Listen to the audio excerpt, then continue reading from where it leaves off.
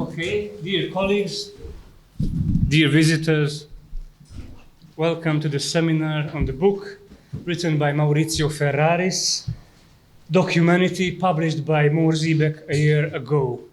Maurizio Ferraris has been working for many years on the role of writing and documents carefully describing their phenomenology and their underpinning social ontology. He writes, reconsidering Derrida's theory that there is nothing social outside the text, suggesting that all elements of social reality are contextualized. Ferraris proposes that social objects be primarily understood not in terms of intentionality or interpretation, but documentality or inscription. Social acts are recorded, stored, referenced, used.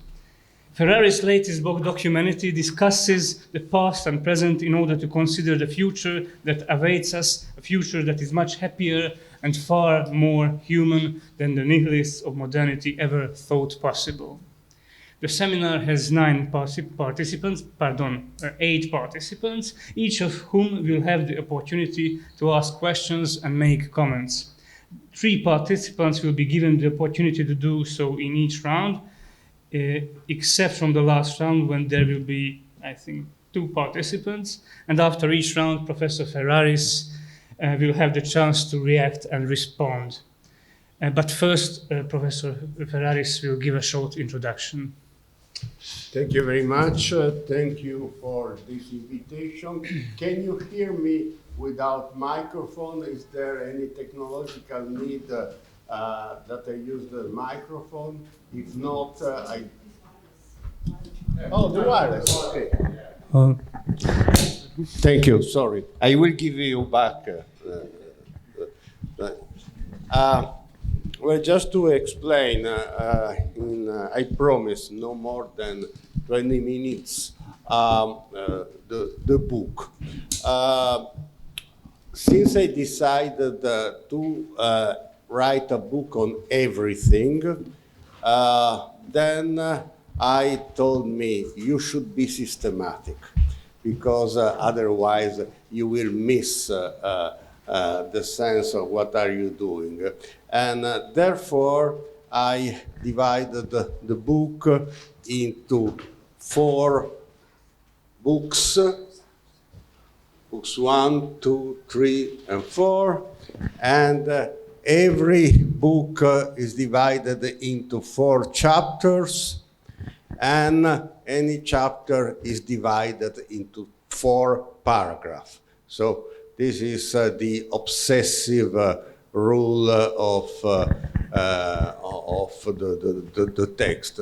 But beside the obsession, there was also a philosophical proposal. Usually, most of philosophy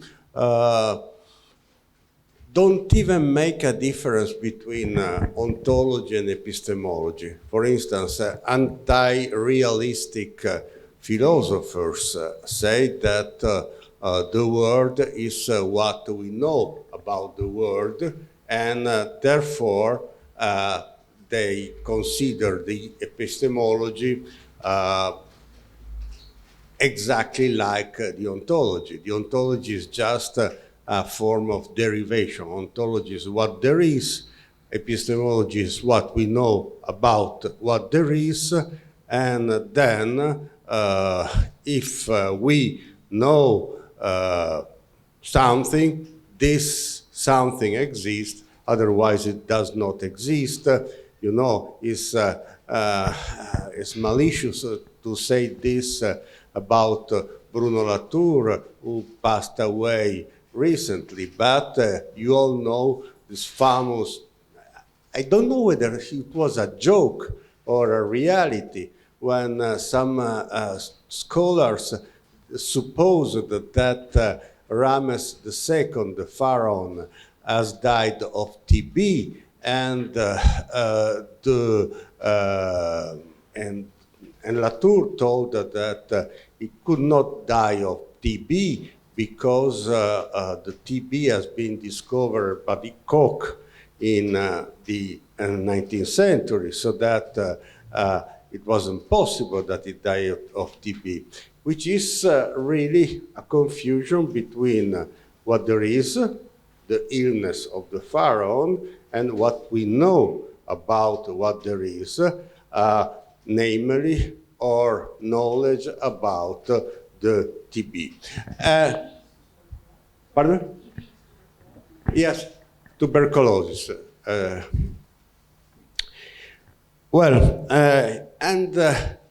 This is decidedly not enough. But when you say that ontology should be separate from epistemology, immediately people say, yes, but how do you link ontology with epistemology?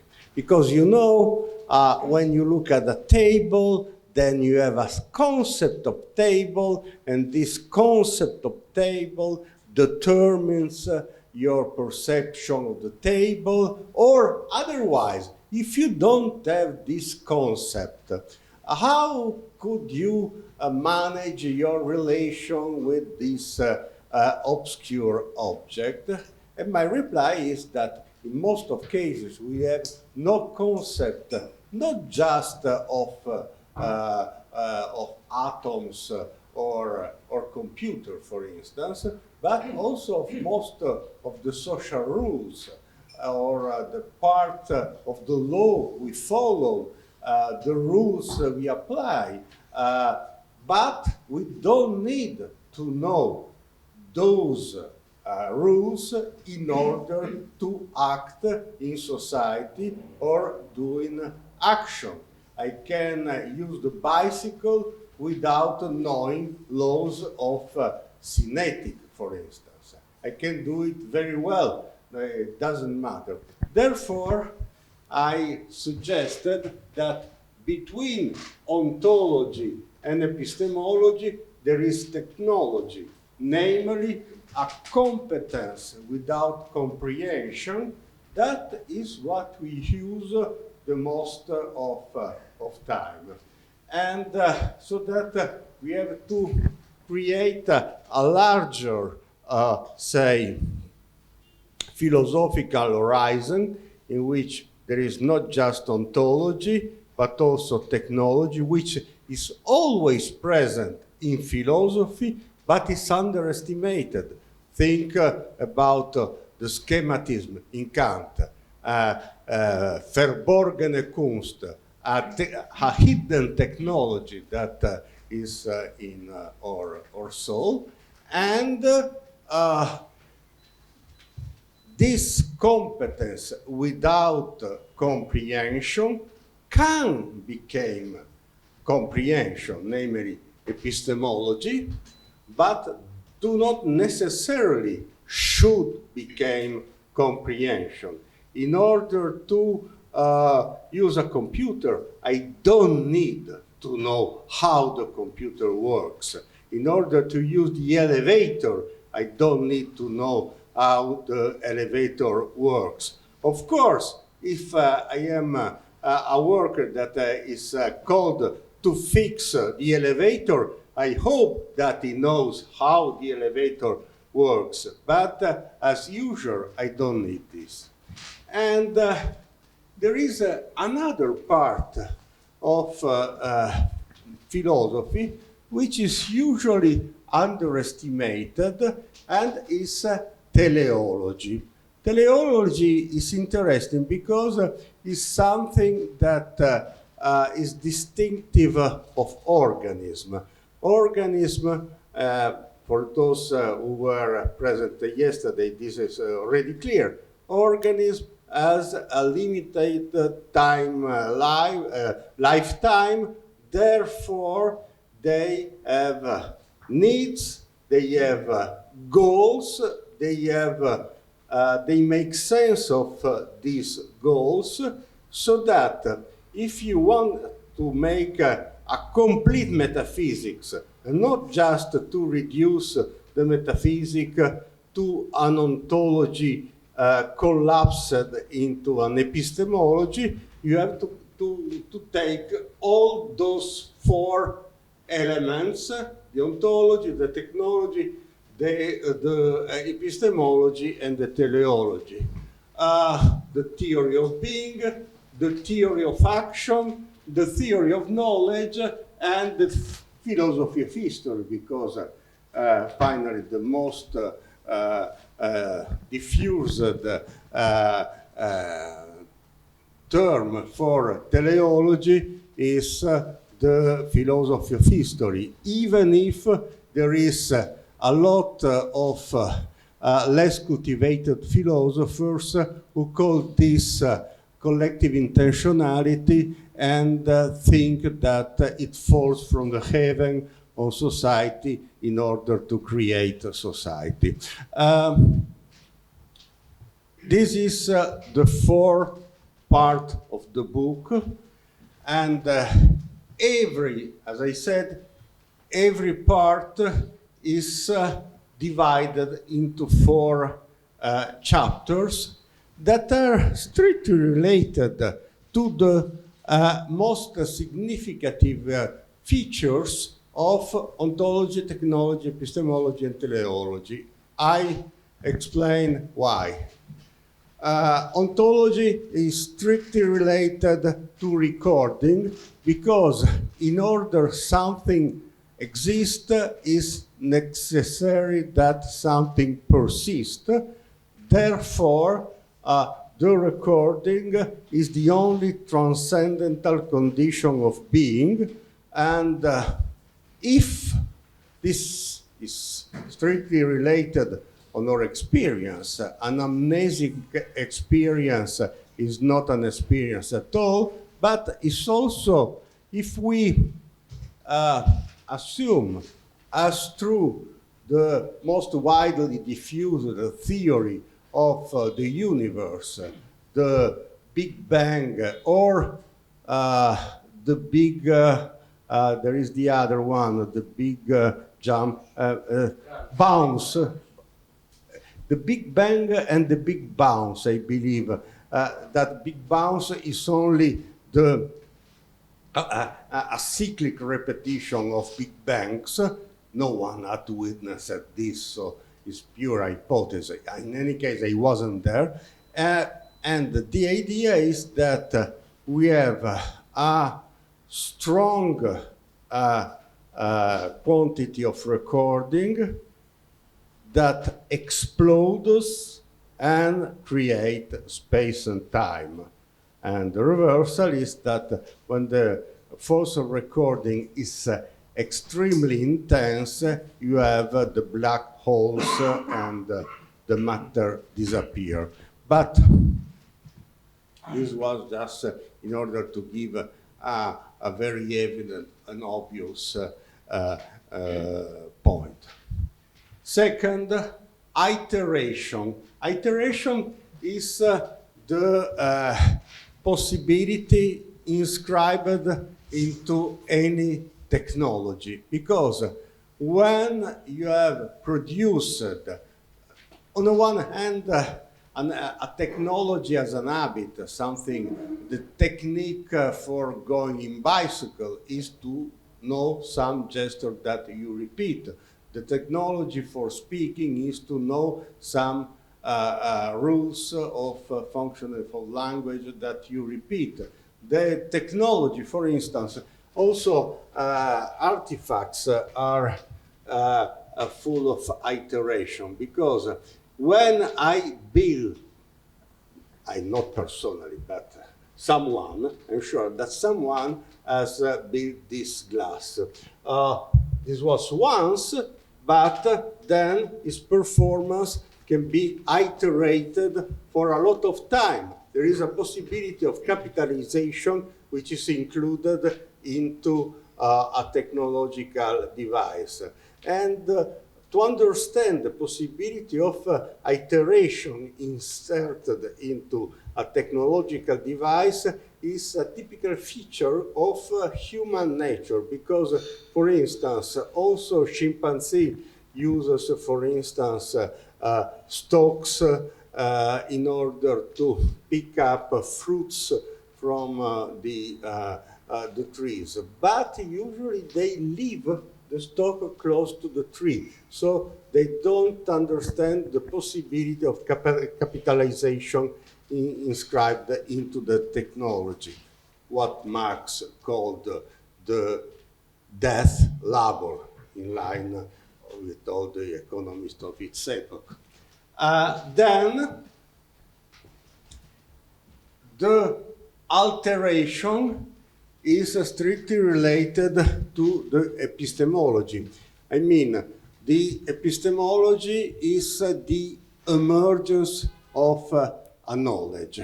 Think about what Hegel says of the relation between quantitative and qualitative. He says there is a moment in which quantitative transpass into qualitative.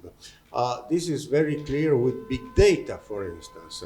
You have a huge amount of big data, then the iteration of those data by an algorithm can, and even if necessarily, this is not necessary at all, but it happens, produce a meaning. Well, this is epistemology. And here I think epistemology has something that do not the work of coming, I know something and then I apply something to the reality, but something that emerges from reality. In the book, I make the example of this passage of the posterior analytics of Aristotle, in which Aristotle described the experience. It is interesting because it's a description of experience much more subtle than the description of the experience in the empiricist. Because a classical empiricist say we have an experience, then another experience, and then from the collection of experience we find a rule. But how to explain that we find a rule, we find a truth? This finding of truth, this finding of epistemology is not necessarily inscribed into the iteration. The alteration is not necessarily inscribed into the iteration. I can observe for all my lifetime the rise and the fall of the sun and never formulate an accurate hypothesis on cosmology. What's happened for the most of humanity for the most of time. But it can happen, and for practical purposes, namely for technological purposes, the iteration of the rise and fall of the sun is very useful, as everybody of us knows. Then there is the interruption, which is related to the teleology. Here we have to match with what I would call the anthropic principle. I believe that in a realistic world, all the world exists without, would remain the same without humans. Only you have to exclude social objects, because social objects are interesting and meaningful only for humans. And you have also to say that, for instance, the truth do not exist in nature. There is nothing in nature called truth. Truth is something which is useful for humans, which do not mean that the truth depends on humans. This is the great mistake of relativism, of William James, of the most of people that say truth is a fiction useful for humans. If truth were a fiction, it would not be useful for human because, for instance, they will have false conclusions that are not useful at all. It's useful for human because only humans have goals in which the truth is included. Now I should go in detail in any single point of the book, but I see in the eyes of my chef that is enough. So therefore I will be able to answer any kind of question on this subject simply because I wrote the book. Thank you.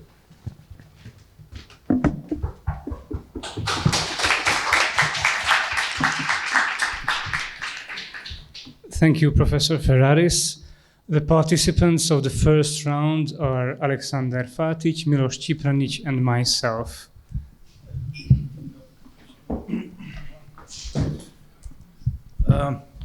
I'm very pleased to be here. Thank you very much for the yesterday's lecture, which was an overview of your proposal of a system.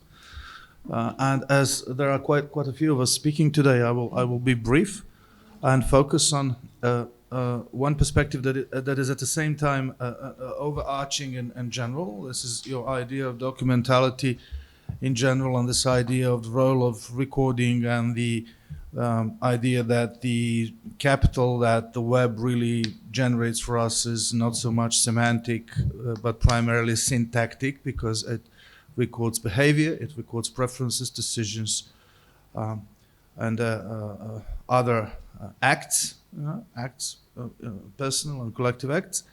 And I will try to sort of discuss it briefly as the proposal of a language, because it seems to me that this general idea of documentality and the web and their interrelationship is very much reminiscent of the early analytic philosophy's definitions of language.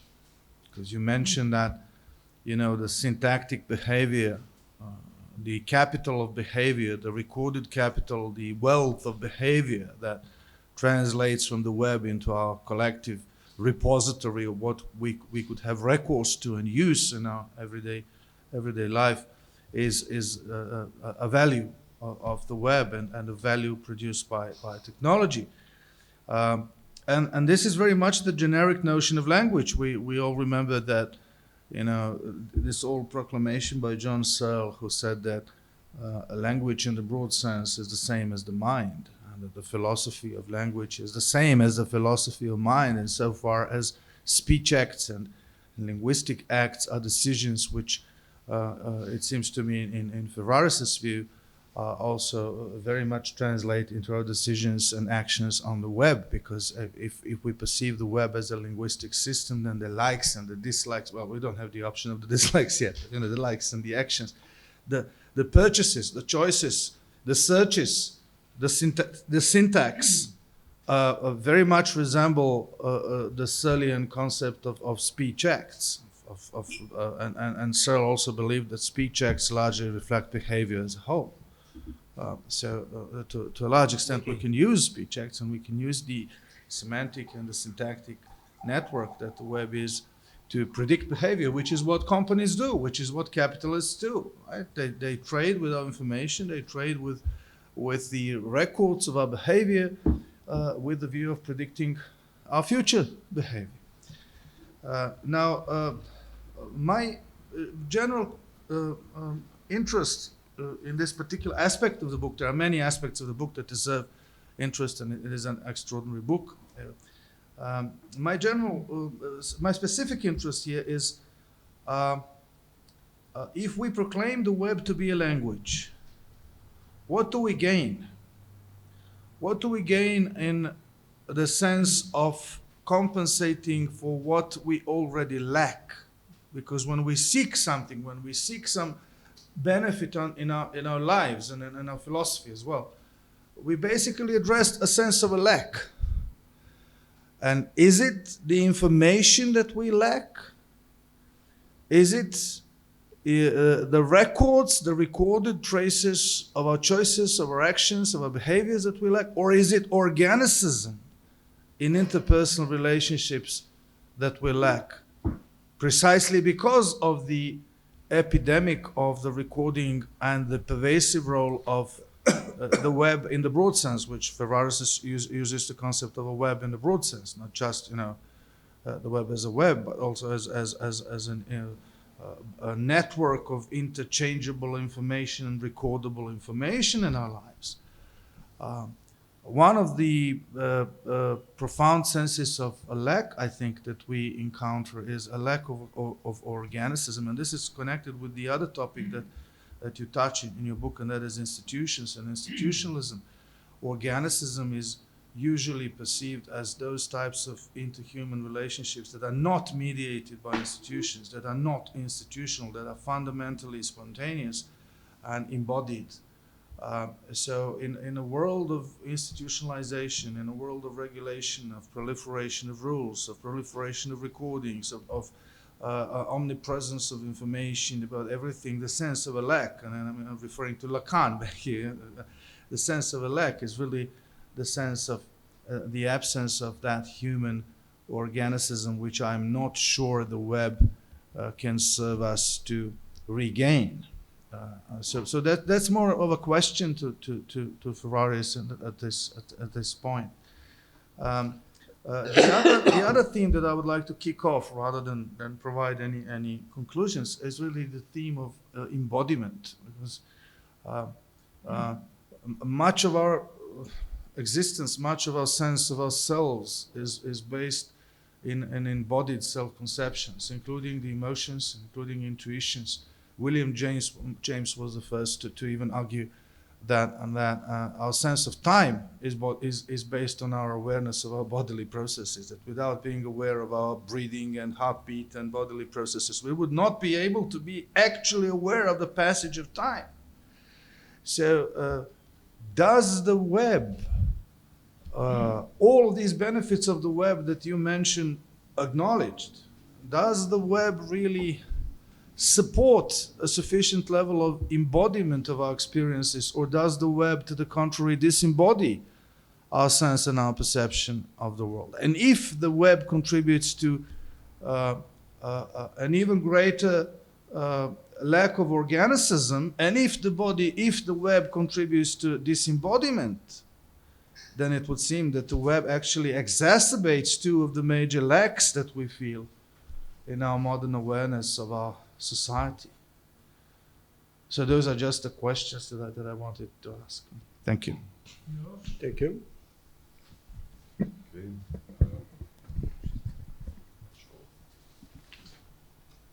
Well, first, I must say that I'm very happy and proud for the opportunity to participate in the seminar on Professor Ferraris' book, Documentality. And I want to say that it is not a rhetorical phrase, indeed. While the topic of my intervention is exactly the topic of the book. Topic of the book as object. So the topic of the book as object, the topic of the book as such. And more specifically, the position of the book in this very historical moment, and a problem of something which the French would call la culture écrite. And I would like to use as a starting point a simple but important sentence from Documentality. And it says, I quote, "We are living in a society full of books." And the end of quote. And as far as I know, Professor, you haven't written yet a book on the book or the essay on the book. But however, in your works, there are motives of the book. The motive of the book is very notable, and in your works I found many variations of this motive, and especially in the field of metaphors, but also outside the metaphorical language. And allow me to mention them briefly. We have the metaphor of the book as a friend of its reader. We have the metaphor of the book as a cemetery. I think you use the phrase libro cimitero. We have also the metaphor of the book as a child. This is to say, the book as a child of its author. Also in your work, we have the idea of the nature as a book. We have also the idea of the world as a book written in mathematical characters. Also, we have the idea of the soul as a book, and finally, we have the idea or the metaphor of the web as a book. In documentality, I think you use the phrase "the book of the web." So we have the following notions: friend, cemetery, child, nature, world, soul, and web. But I want to return to the last designation or the position, the web as a book, or the book of the web. Elsewhere, in Dove sei ontologia di telefonino, you wrote, I quote, the ontology of the cell phone, I quote, the web is a degraded version of the book. And at times, it can seem like a book written by an idiot. An exploded book. So, I have two questions. The first question is rather ontological in its nature, and I think it is simple. The question is, what is the book according to your position, and how would you define book as an object, as a specific type of objects? And the second question, according to your opinion, what will be or what is the destiny of the book in our times which are characterized by, as you put it, the explosion of writing which goes beyond the book, which goes beyond the limits of the book. So that would be two questions. Many thanks. Thank you, Milos. And finally, I am going to have a question concerning the web itself. Some theories suggest that the revenue of companies operating Web 2.0 type internet services does not simply come from the exploitation of socialized labor, but from sociality itself. They offer a framework that mediates the sharing of goods, and the infrastructure of this framework, say YouTube, is known to be very simple. Users create and upload content without expecting any monetary reward for their activity. They are mostly content with non-monetary rewards, happy to communicate and unleash their creativity.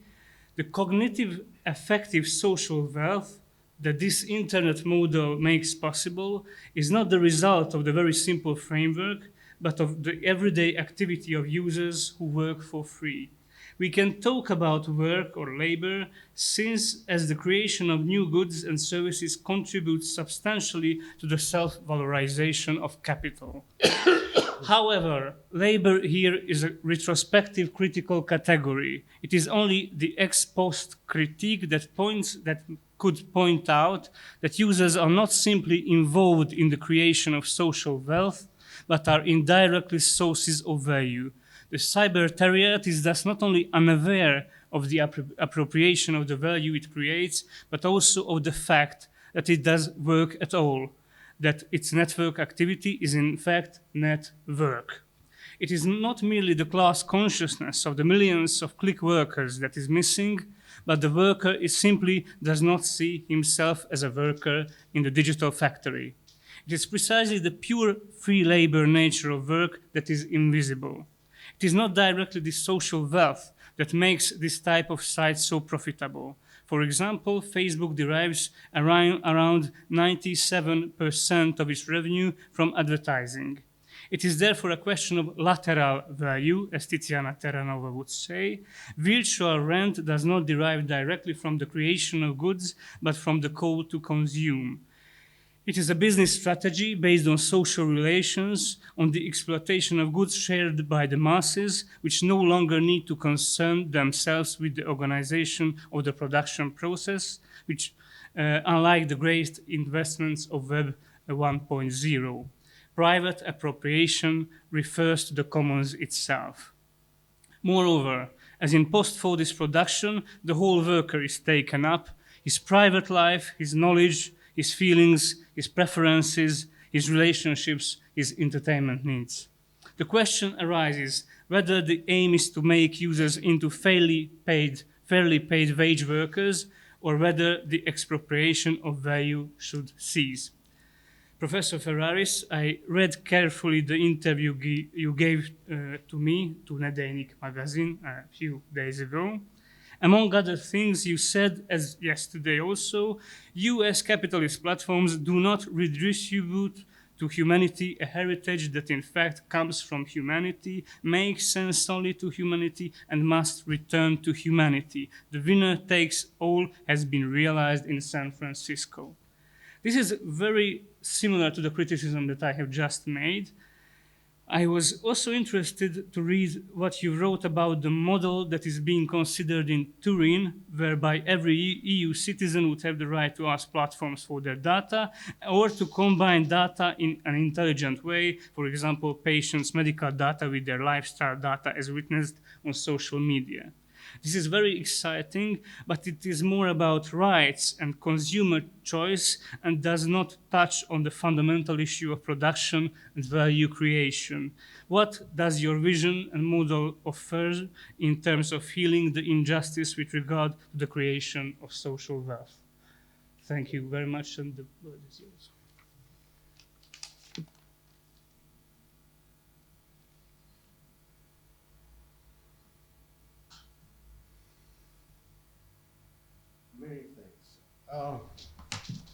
Many thanks. Everything was fine, rich, and especially since time is money, I owe you a lot of money because you gave me a lot of time.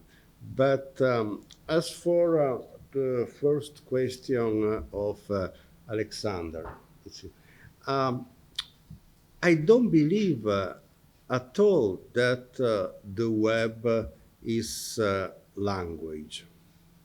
I believe that the web is an archive of traces, and traces are not language. I don't believe that a trace left by an animal on the snow is a language, or at least semioticians once at the epoch was saying that all dresses are language, the houses are language, and the food is language. No, the menu is language, and the food is food, and no one is satisfied by the menu unless he got the food. So what I believe that company do with our action in the web is in a sense exactly the opposite of what is described by Austin, because Austin says how to do things with words, and in a sense a company try to how to do words with things. There are action, habits, things that per se are not language, and you try to make sense of it.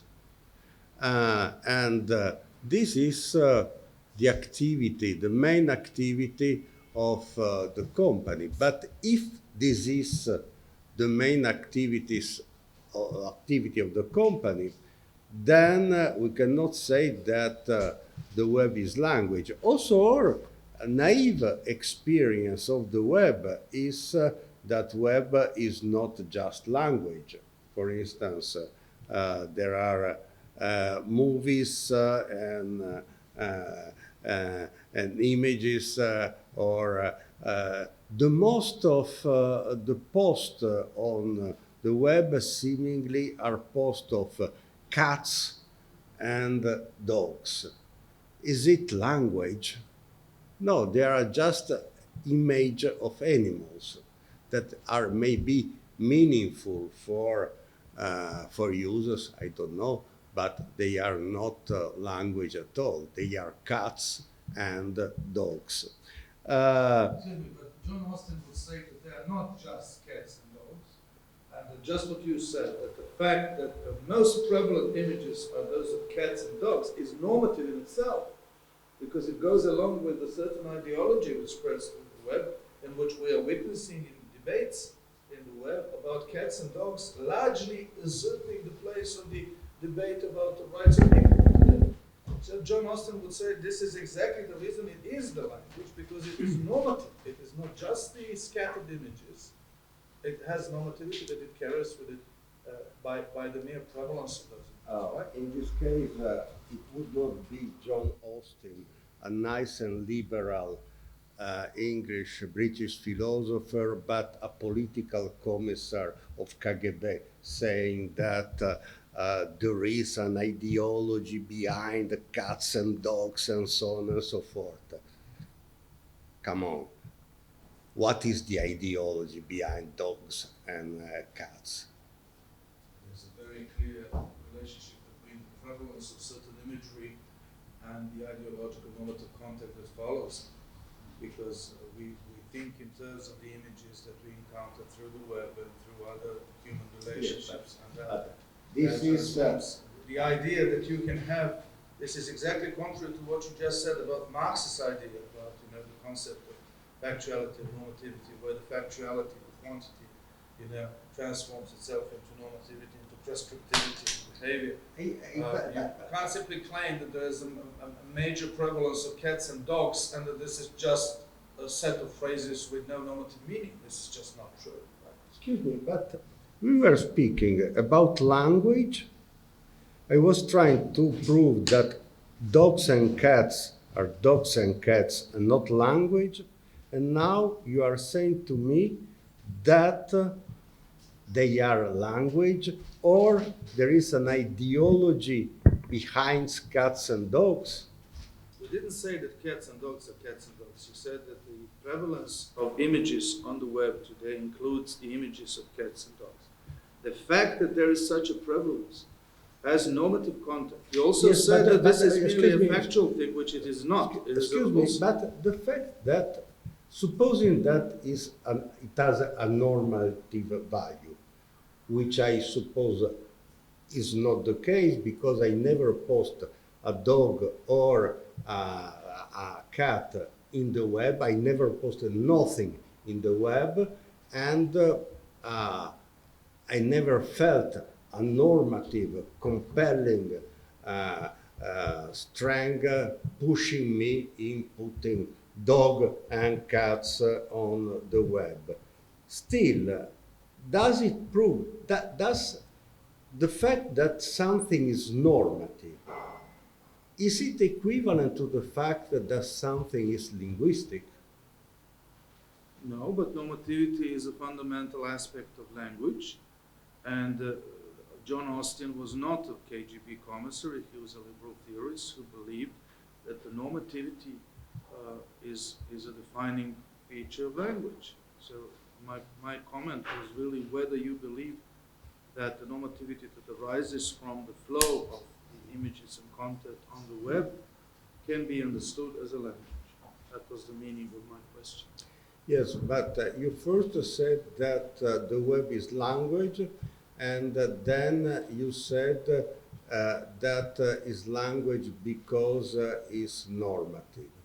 I believe that the web is not language, and that the web is no more normative as my father was, my professor were, the book I read in my life were.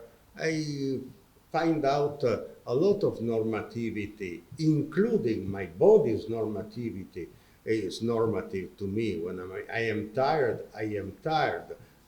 But I am not language. I am just an overweight professor. Oh, and this has also to do with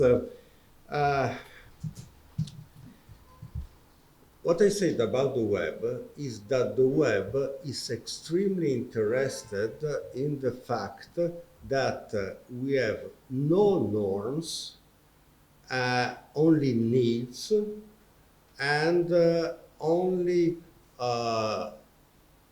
bodily comportments, behaviors. This is extremely important for the web. Think about the evolution of the web.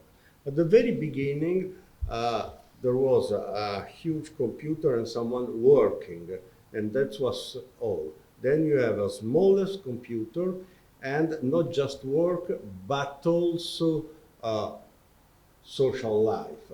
Then even smaller device that is always with you, and at the very end you have a metaverse that decodes your entire body. It is interesting, the human body, because shows the human needs.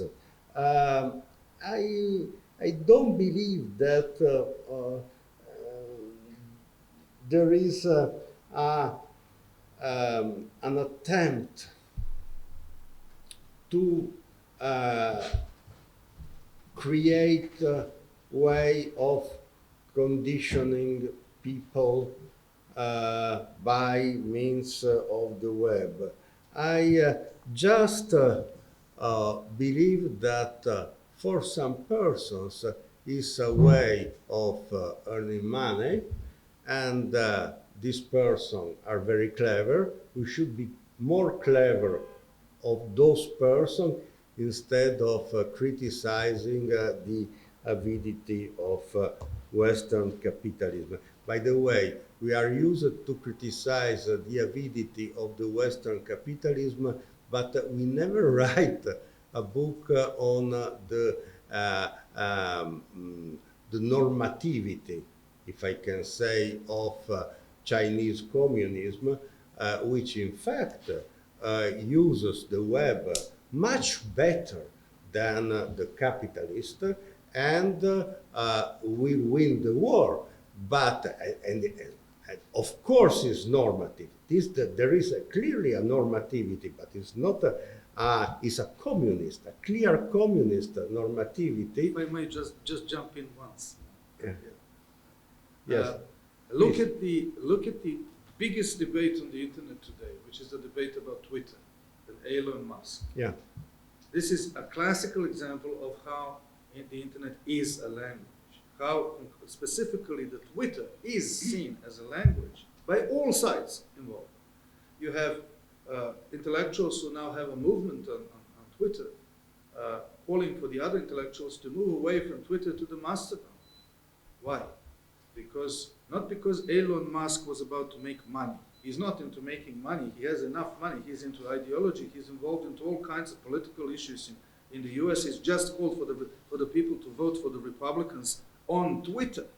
It is about what kind of a language Twitter is becoming under the new ownership. This is how the network is seen, I think, as a language, not merely in being normative in a very general sense, but also in being a very specific semantic language, semantically value-laden language, which leads to certain specific ideological and political party positions. But But two points. just let me add. Okay. And I agree with you fully about the critique of Western capitalism. This is rubbish. I mean, those who criticize Western capitalism tend to be those who have benefited from it the most. People who claim discrimination, historical discrimination, belong typically to 1 to 2% of human beings, most privileged human beings on earth of all times, who live in developed countries, enjoy high salaries in high-level universities, all of which they have gained through the processes of putative discrimination and Western capitalism and things like that. So I fully agree with you. I don't want to be seen as advocating a critique of Western capitalism. I'm just mentioning this technical issue of the language, which I think is useful. For the question of the debates on Twitter, this simply proves that intellectuals have nothing to do all the day long, because if you waste your time in saying, should I go or should I leave on Twitter, this means that you don't have any serious issue in your life. Or you hope that someone will publish your opinion in order to increase the number of quotes. Then, of course, Twitter is language, because it's a part of the infosphere. But as I said yesterday, infosphere is included in the docusphere, and then the docusphere is included into the anthroposphere, so that I was saying that is a mistake to identify. It's like to say, look, in order to come to the question of the book, the word is the book, is a book. I want to say, look, but this is a book? No, but would you deny that this is a book? Of course this is a book, but this is a book precisely because this is not a book. And of course, I reply, I would never deny that Twitter has to do with language. But in my sense, this is not the sign that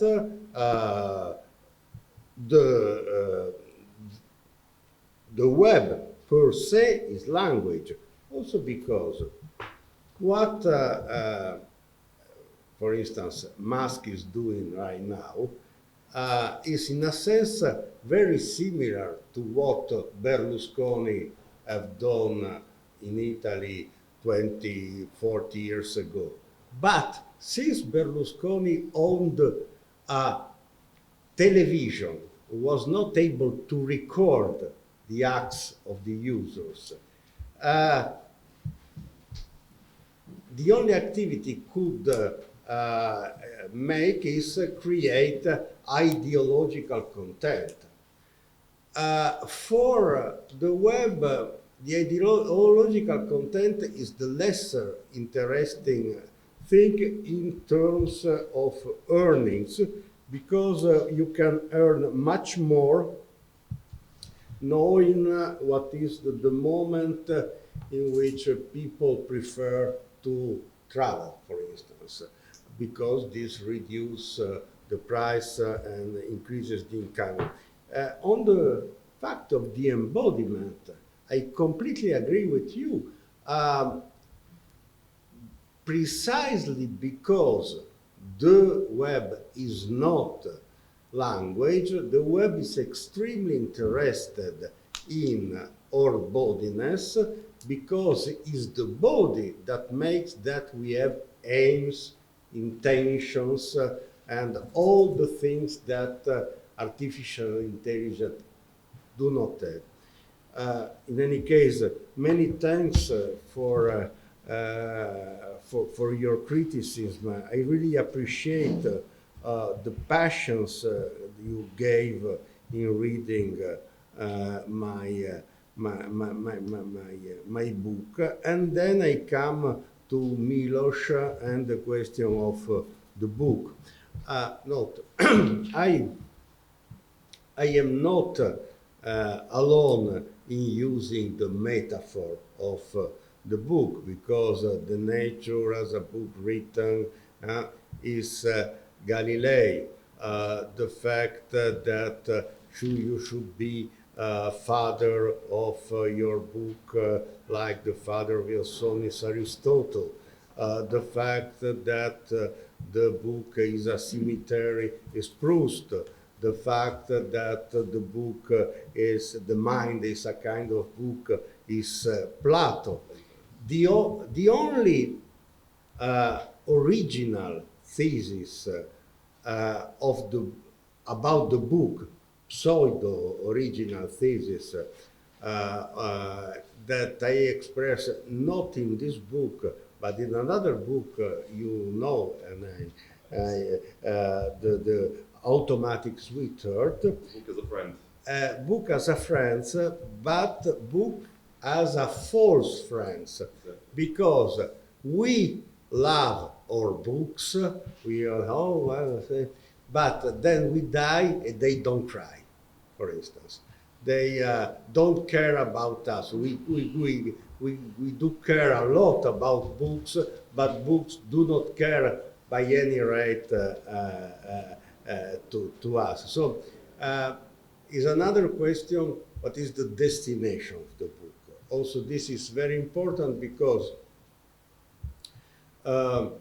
you know that, for instance,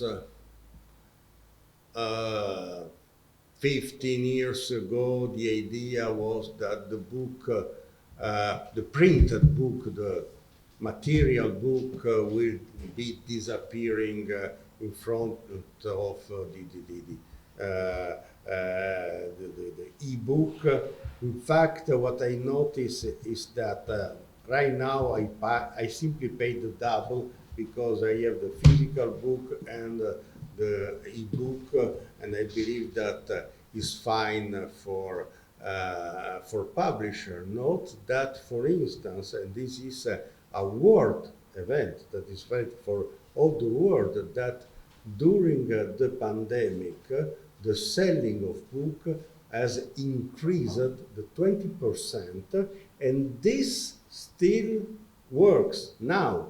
So the number of readers has increased, and this depends, in my eyes, from the fact that also the number of writers have increased, because we are used to write all the day long with these devices, which was not the case, the previous case. But I come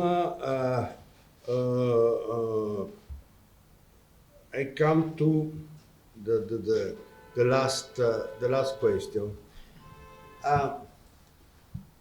I think that we have not to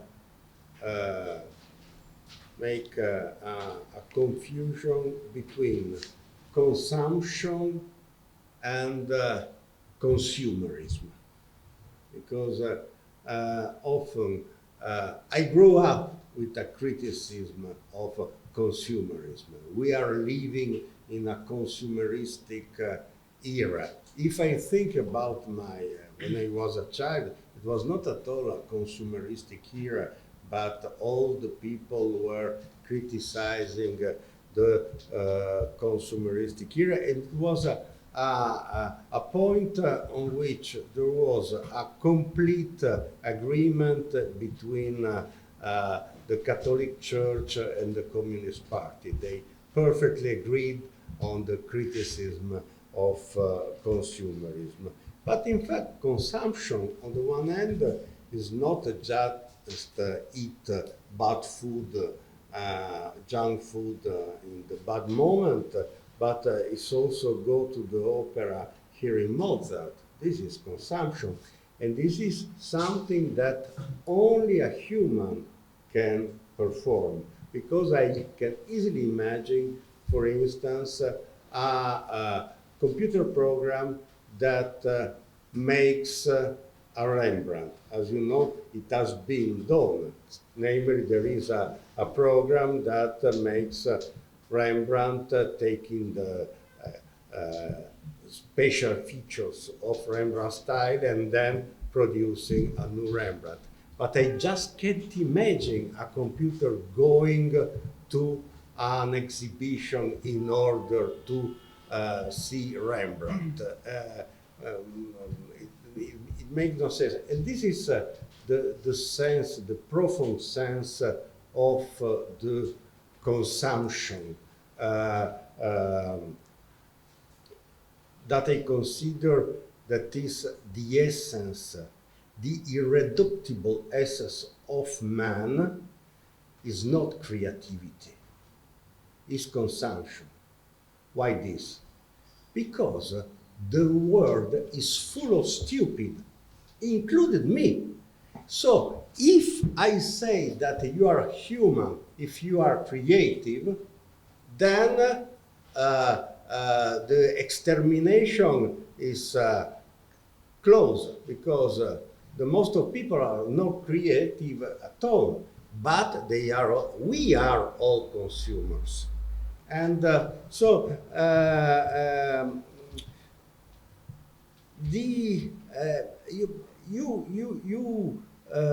spoke at the end of your intervention, because you were speaking about this call for consume of companies.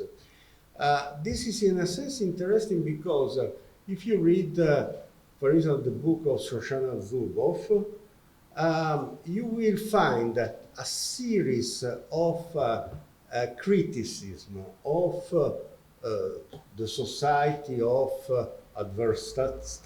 advertising and influencing, which is exactly what Vance Packard wrote in the 60s. And in the 60s, there was no web at all. So that this idea, of course, the society is suggested for economic purposes behaviors, but also our parent suggest, I hope not for economic purposes, but who knows, behaviors. The army suggests behaviors, the school suggests behaviors. Why focalize only on the consumption? Also because the consumption of this, which is good.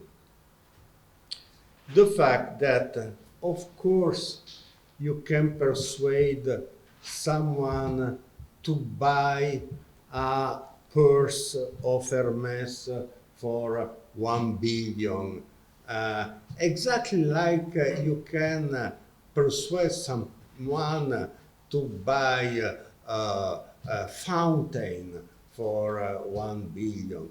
But the continuum of the consumption cannot be influenced this way. For instance, there was an Italian artist that took a can and put into a can a sheet. Then he wrote "sheet of artist." And it worked because it was art. But suppose that it was trying to sell in the supermarket sheet of artist as an object of consumption. I suppose he will not persuade anyone. So this idea of again, I find it really problematic, the idea that the consumption is the evil, and especially the consumption is introduced in a given moment in the society, and then before it there was a society free from consumption and pure like a noble savage, I will say. But at the very end of your intervention, you spoke about the consumer choice, and you also say that there is an injustice. You mentioned the question. With regard to social wealth. Pardon me? With regard to social wealth. With regard to the production of social wealth. Social goods, commons. Okay. So,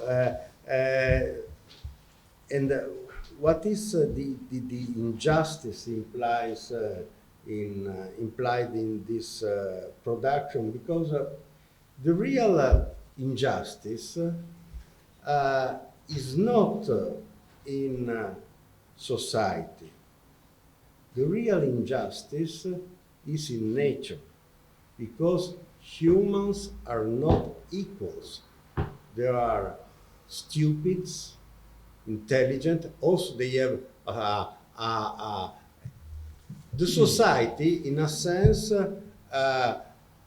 make it even worse, because society try to correct this injustice of nature, but introduces other injustice by means, for instance, of different quality of education, and then creates the tyranny of merit and all this stuff.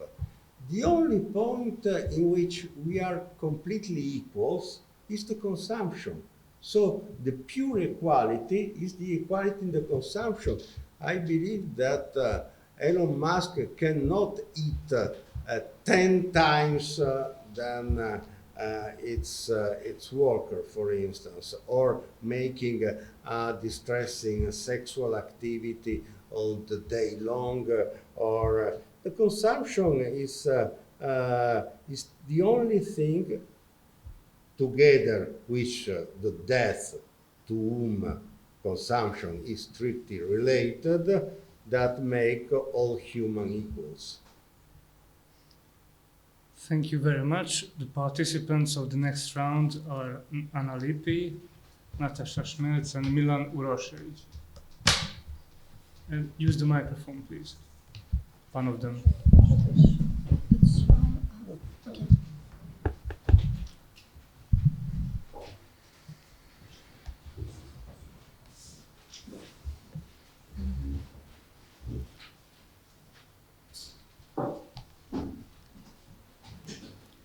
Okay. Mark, can I start? Okay. Professor Ferraris, thank you for writing a book and for yesterday's lecture. I have two shorter questions. One is regarding the part where Maybe you should speak closer to the microphone, okay. Because one is regarding the part of your book which deals with embodied cognition and extended mind.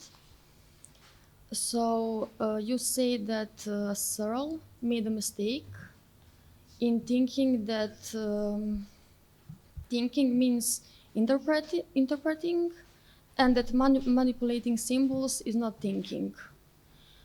So I wanted to ask you, is Ryle's vision of thinking that and thinking how compatible with this? Because it seems to me that it is.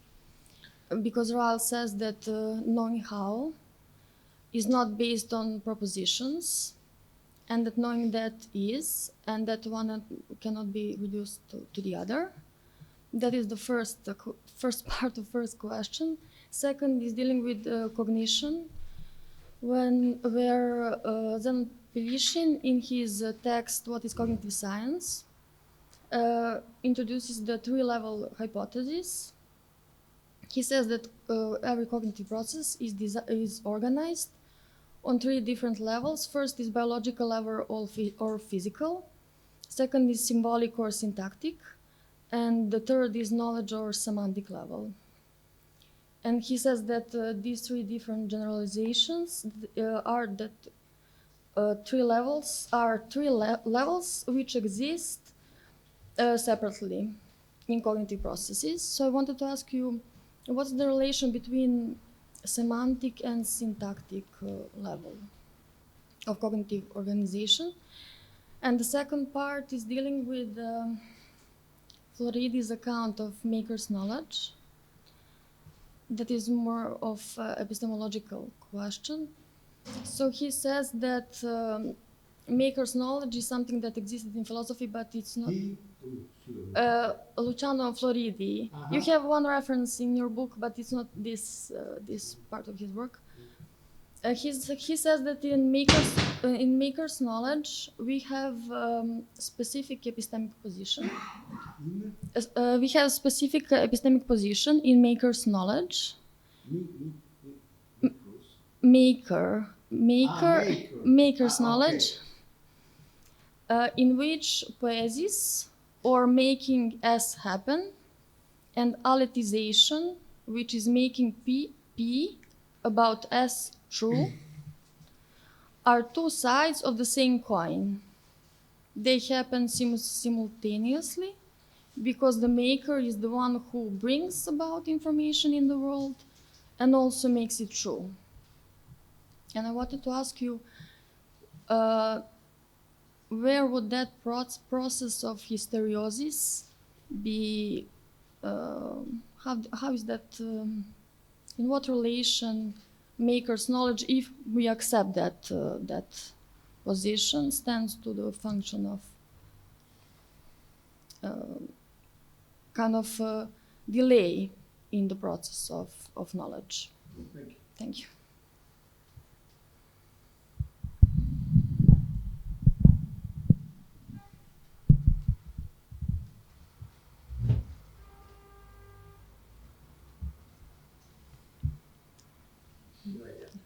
Okay. So I wanted to say that I really enjoyed reading your book, and the parts, I especially enjoyed the parts where you addressed the problem of alienation in the first chapter, and especially in the second. So while reading, I've noticed three sides of the problem of alienation in your book. So I just wanted to share some reflections with you. And at the end, I would ask a question. So as you said, we cannot talk anymore about alienation in the classical Marxian sense, since machines, fortunately, are taking over the hard work and the assembly lines. So humans are not in that sense alienated from the products of their work. Also, with the documedia revolution, vanishes this gap between work and free time. For example, if we receive an email at Saturday and we immediately reply, we are suddenly working. And also during our working hours, we are answering private messages, we attend courses, and so on. So that would be the first side I've noticed in your book. Yeah, so there is not a strict line anymore between work and free time. But then I'm referring to, I wrote it down to page 238. On the other hand, humans are never entirely their own masters, as you said. So humans are not completely freed from alienation. There is no end to alienation. However, our awareness of being conditioned by the media, the internet, or more precisely by the internet platforms, shows that we are less alienated than people who, for instance, live in a society where there is no choice at all. So, to cite you, this awareness is a step forward for humankind on a path of infinite refinement, whose ultimate ideal goal is self-awareness and the overcoming of alienation. So, as I understood, this can happen with the help of technology, since it helps us to reveal who we are. I mean, you wrote that in the introduction. It does not bring alienation, it frees us. Of course, it frees us if it is used as an emancipatory tool, if it is not in the service of instrumental reason, something which also addressed Adorno and Horkheimer in the dialectic of enlightenment. So basically, technology is not the problem here, but the misuse of technology. The radio is not the main culprit of the rise of fascism, is Hitler and his hate speech. So Nazis misused the radio. And that would be the second side I've noticed. But also in the part where you write about the Rousseau syndrome, as you call it, you're questioning whether it is grounded to talk about alienation at all, since it presupposes the concept of human nature, that there is some human essence, something static, which is hidden behind many layers of history, society, and so on. I mean, in my opinion, it is also debatable, since our being is never completely defined, and that our self is constantly being constituted through social relations, through media, etc. So I just had one question, just if you could clarify for me if alienation for you is a chimeric concept. Is it chimeric? Okay. I hope I read it correct. Chimeric concept. Is it something that entirely belongs to the past, or is it an actual problem that we will overcome in the future with the documedia revolution? Thank you. That's it.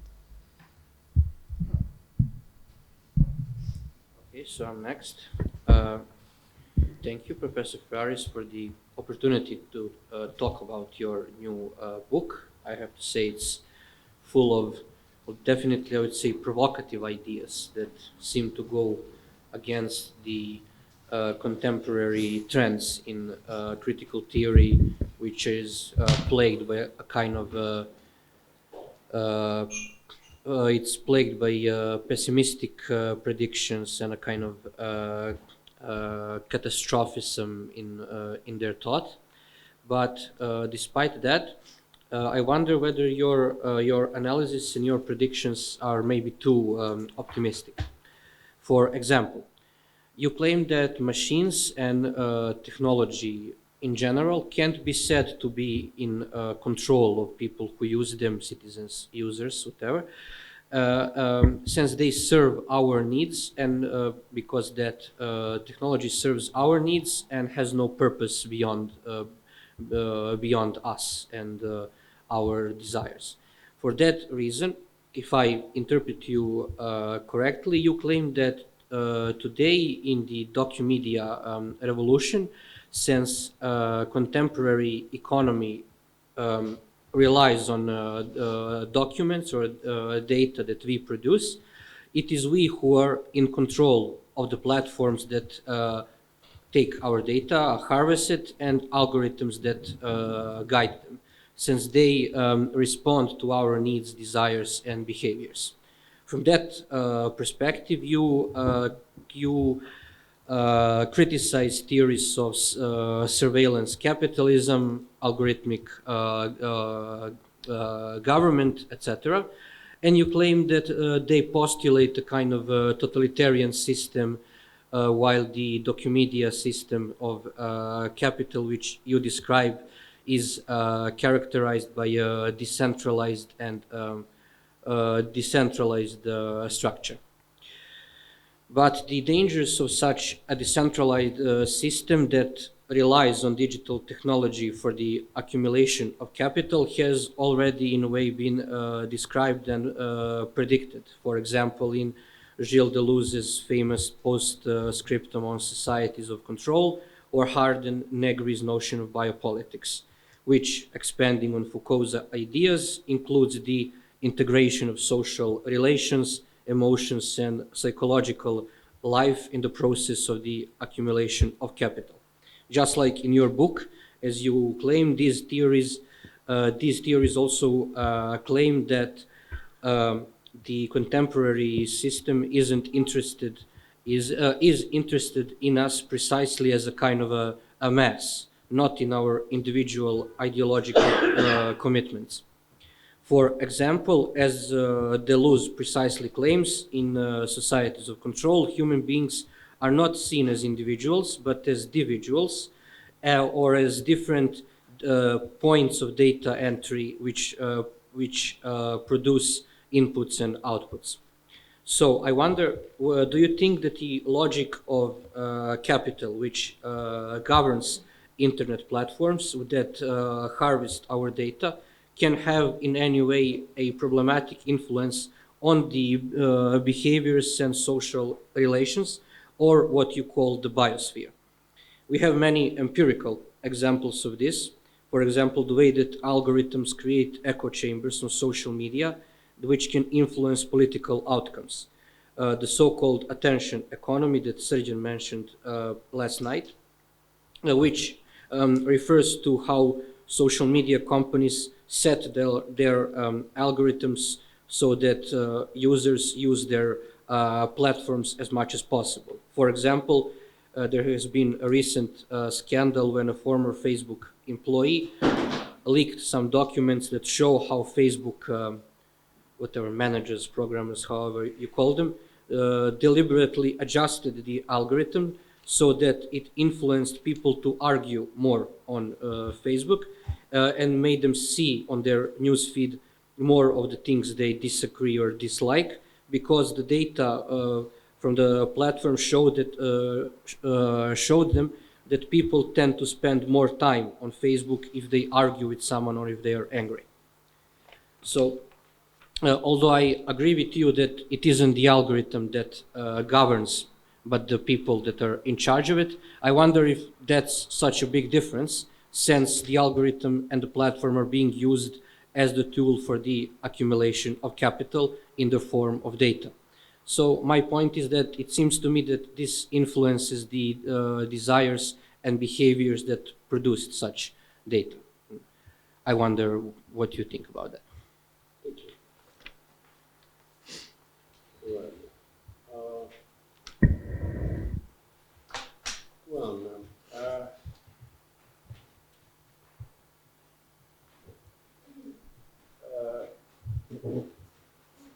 I'm not completely sure. I mean, there are, oh, thank you. There are two elements in your point. The first, what Searle, and the second was Floridi, is it? More or less. And the first, you say that I don't agree with the idea of Searle that thinking is simply manipulating science. That division between thinking is something else than manipulating science. With Searle's division between, because Searle says something else is needed, yes. Not only manipulation. You said that is not Yes. is not defendable. That is himself. Yes, yes, because what is needed more? The Holy Ghost. This is the answer. The Holy Spirit. This is the answer of Searle, because he says the intentionality, which is the personal Holy Spirit of Searle. The only difference is that the computer has not a body, whereas we have a body, so that we have a lot of artificial intelligence in our brain. For instance, when I say 1 and 1 make 2, I'm not thinking at all. I am simply, I repeat a poem, or I answer hello to someone. Am I thinking? Schleiermacher told once that a Protestant priest can speak 1 hour without thinking. I believe that also a professor can speak 1 hour without thinking, I can assure you that in this very moment I am not exactly thinking, but in a sense manipulating things that already were in my brain. And since it happened to me to make this kind of discussion, this is not to say that I am charged, I have a plug and I am a machine or something, but the fact that is not an hyper spiritual function like things that make the difference between the computer and the human, but the fact that the human has a body, whereas the computer don't. And this gives the meaning, because if the computer says, I need to drink, is clearly false, because it do not really want to drink. If I say I want to drink, maybe I am lying, but it's possible that I really want to drink, and this is why, because I have a body. If my vocal assistant says, I want to drink, my telephone, look, come on, it's not the case. And this is for what is for Floridi. Floridi, in my eyes, has a merit of being someone who thought that it's necessary to make philosophy on the web, serious philosophy on the web. But it makes the mistake of thinking that the web is simply infosphere. Whereas the web is much more than infosphere, and he speaks of the web as it was simply infosphere. He also speaks of infosphere as if it was the inventor of the term infosphere, which is not exactly correct, because it was has been invented 30 years before, but the creating names is not so important. I was convinced to have invented 30 years ago the term ichnology, and then by the web I discovered that it was already used by Leibniz, and then there was also an American Society for Ichnology. So to invent a name is not so important. But why I insist on hysteresis? That seems to me the third. The fact that is that with hysteresis we can give a total account, which is metaphysically interesting, to the reality as well of the web as a part of reality and of the life. Philosophers usually think to find the total account of. Hysteresis, in fact, is something which is strictly related to Hegel dialectics and especially to Derrida difference. In fact, even if I read a lot of time this lecture of Derrida on difference, I never understood more than a part, because it's really obscure. But if you keep the two main points of difference, there is a temporal permanence, differre, the fact that something continues, and the fact that discontinuity creates also the discontinuity, the difference in the sense that there are two different things, then seems pretty clear and closer to our experience. And I find that, for instance, we spoke about the book of nature. I am sure that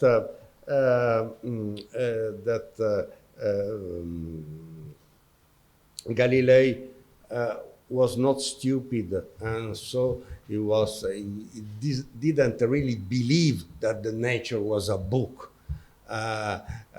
He simply says that we use a metaphor, the nature is a book written in mathematical characters. It was not a Pythagorean. It was someone that used this metaphor. If we humans, we have this need, we just to do only we humans to find a total sense of the world. I believe that beavers are not interested in it, and also a lot of humans are not interested in it. So if a human specialized in finding general explanation of the world, namely us here in this moment and not a lot of other people outside, then hysteresis can be a good candidate. But this will require another lecture. And but if you want, I will give you further details on this point.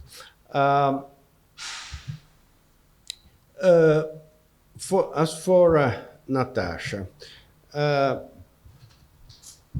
I believe that there is a sense in which the critique of alienation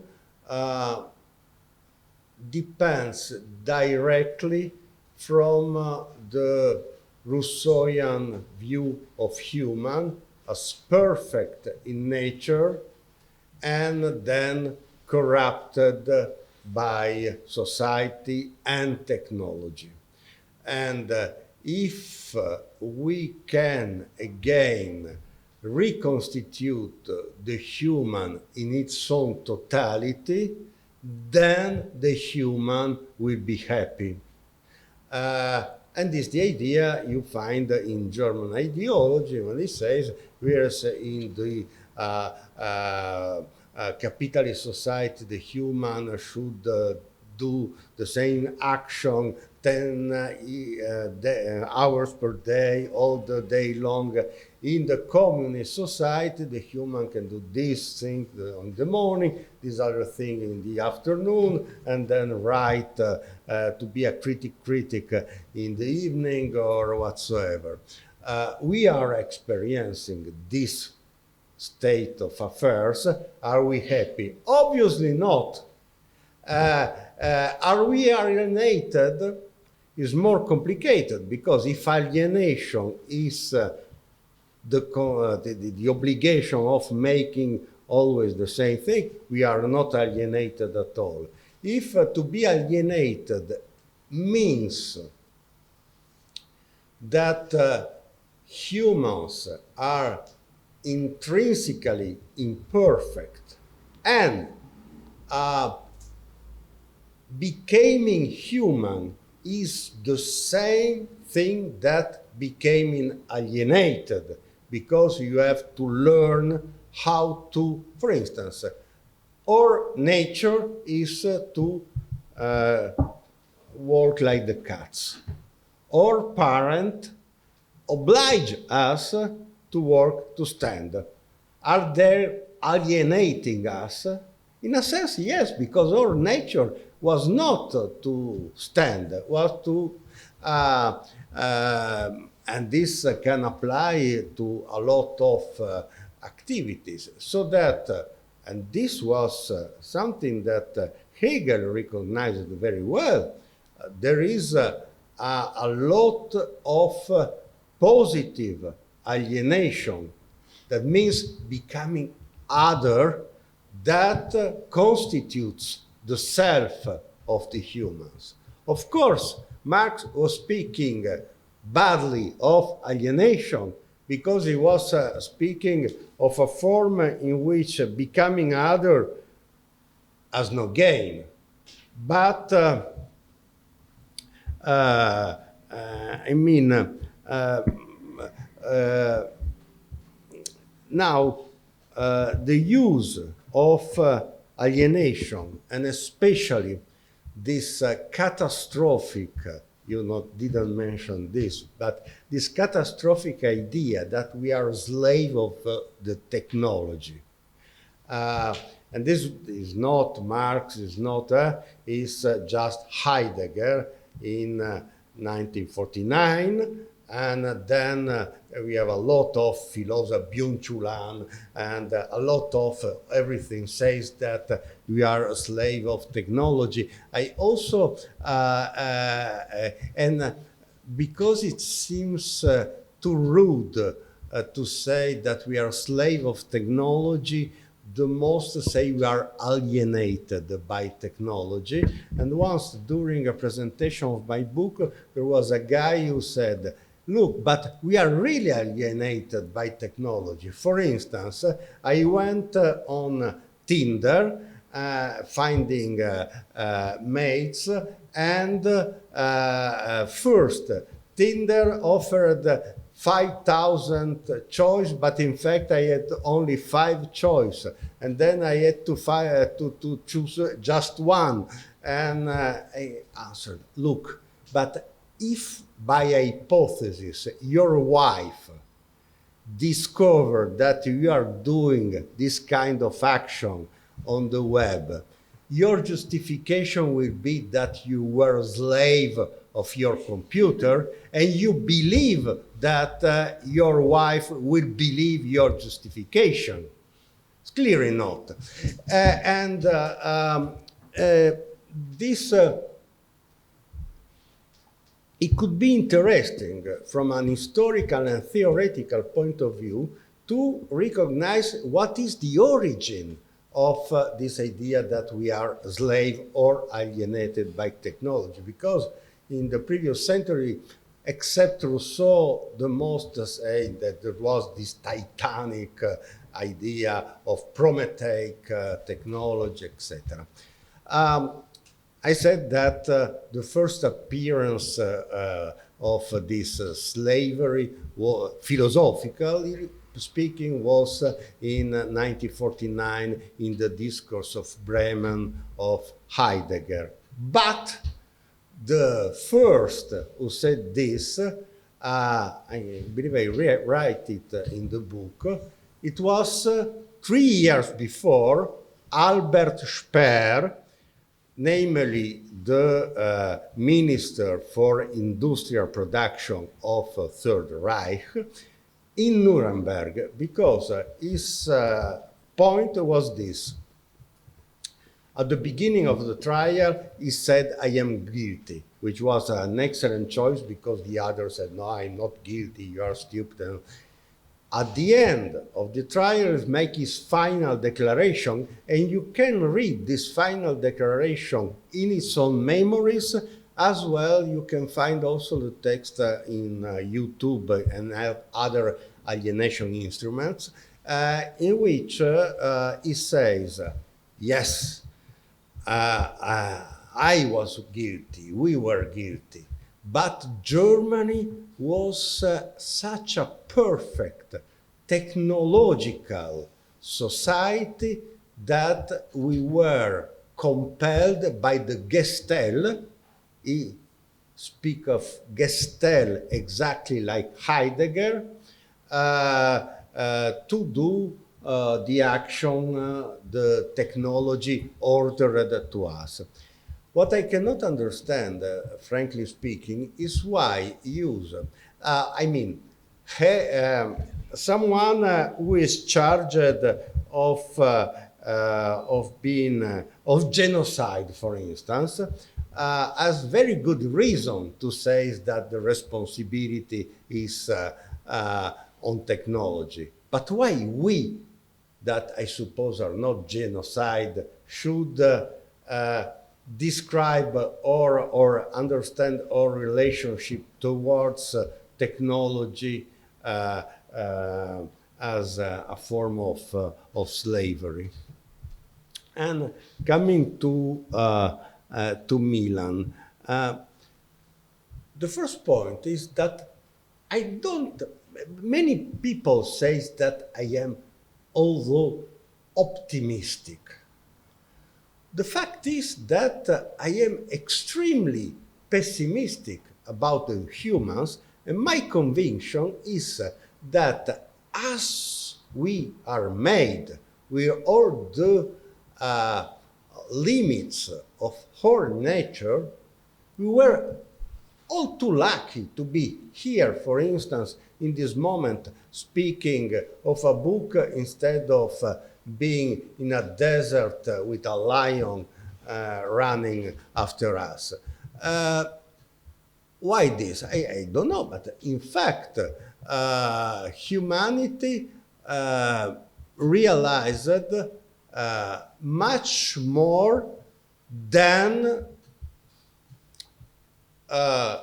its proper nature give to the humanity, because we are slow in developing, not so strong, not even so smart, because the only reason why we are here speaking about philosophy instead that dolphins stay here and we stay in the sea, because you know that dolphins have a brain much higher than ours, is the fact that the dolphins remained in the water and stay in the water as limit. You cannot write in water, making fire in water, creating complex society in the water, and we get out of the water and we found a system of technology and so on and so forth, and this allowed us to be here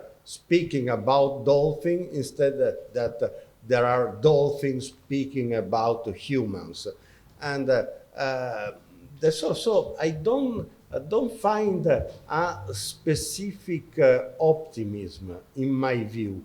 I think, on the contrary, that those who say that technology alienate us, does capital, does make this and this and this and this, as an idealized idea of man,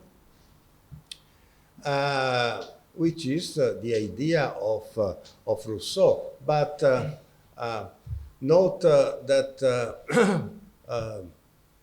about 30 years ago, there was Popper saying about the TV the same thing we are saying now about the web. And the TV make us stupid.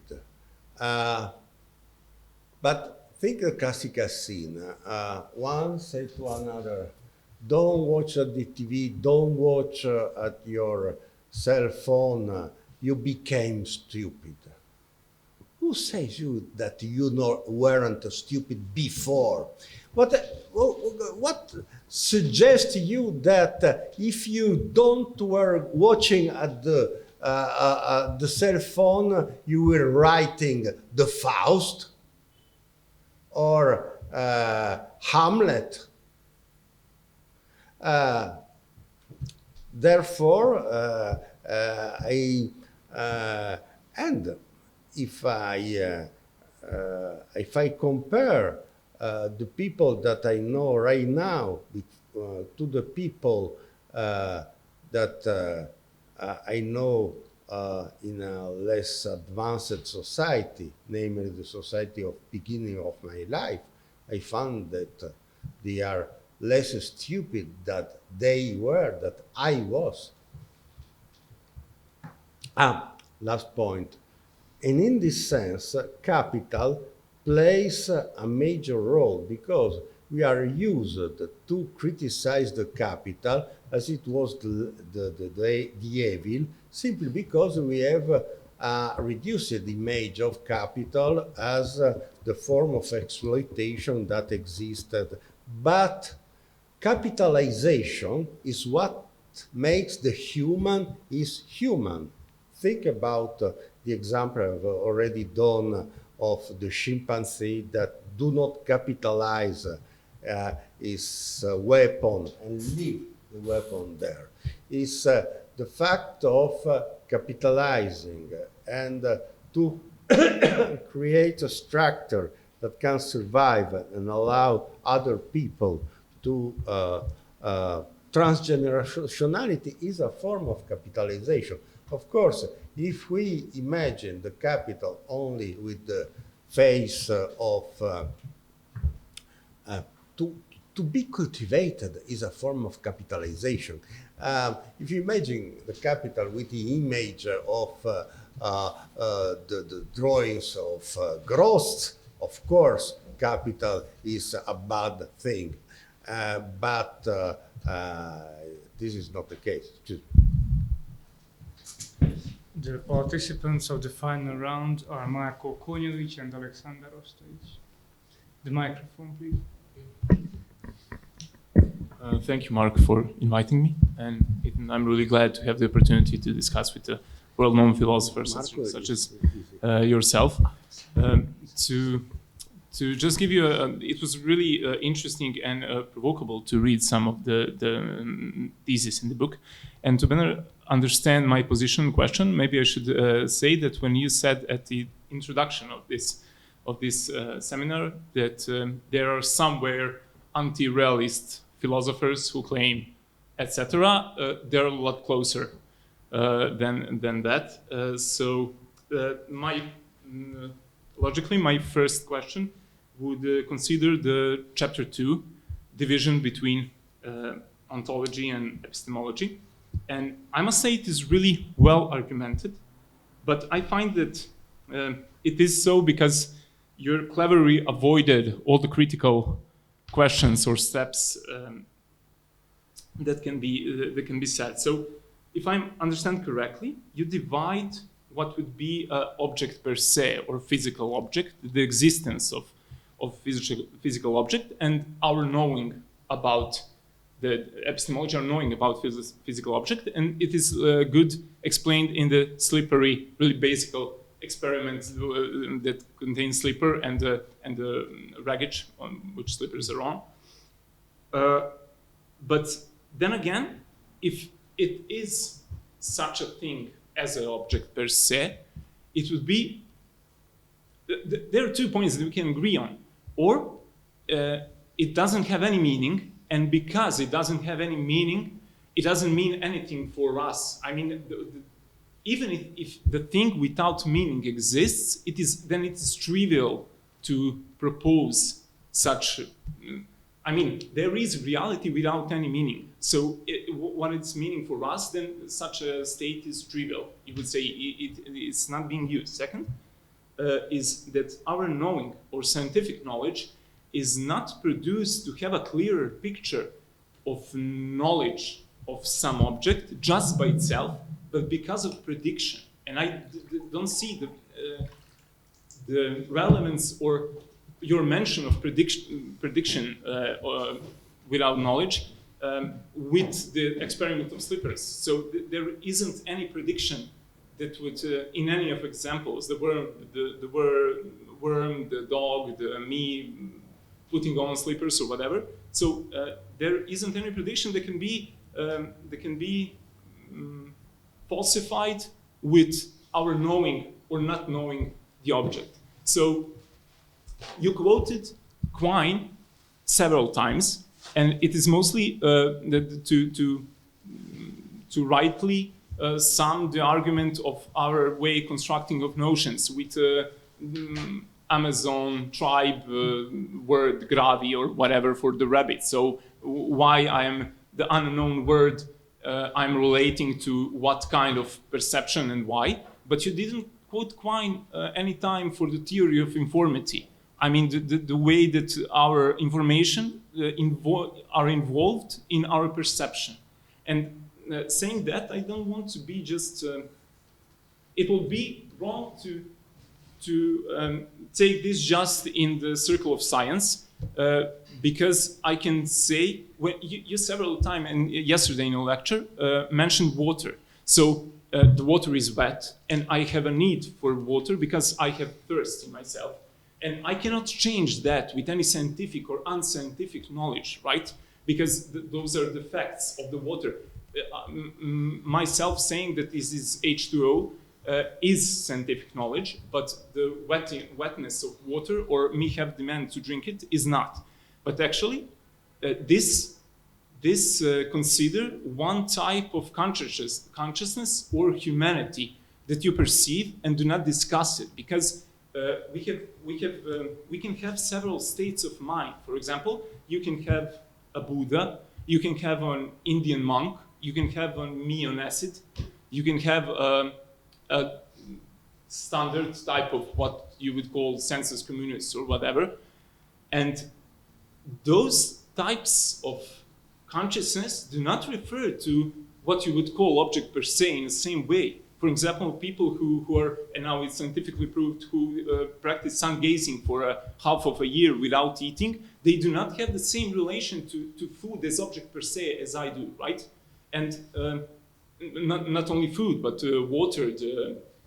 If somebody can lie on needles and extract the sense of one part of their body, that means that he can also untaste the wetness of water. I mean, me on acid would have a quite different perception of wetness than what you refer by that notion. So the first part of the question would be if you can explain that quite theory of conformity, what I just said. And a second, you said that a really interesting thing, and if the true, there are some postmodernists that said true is fiction. This is useful for humankind, but that cannot be true because if false conclusions are not useful.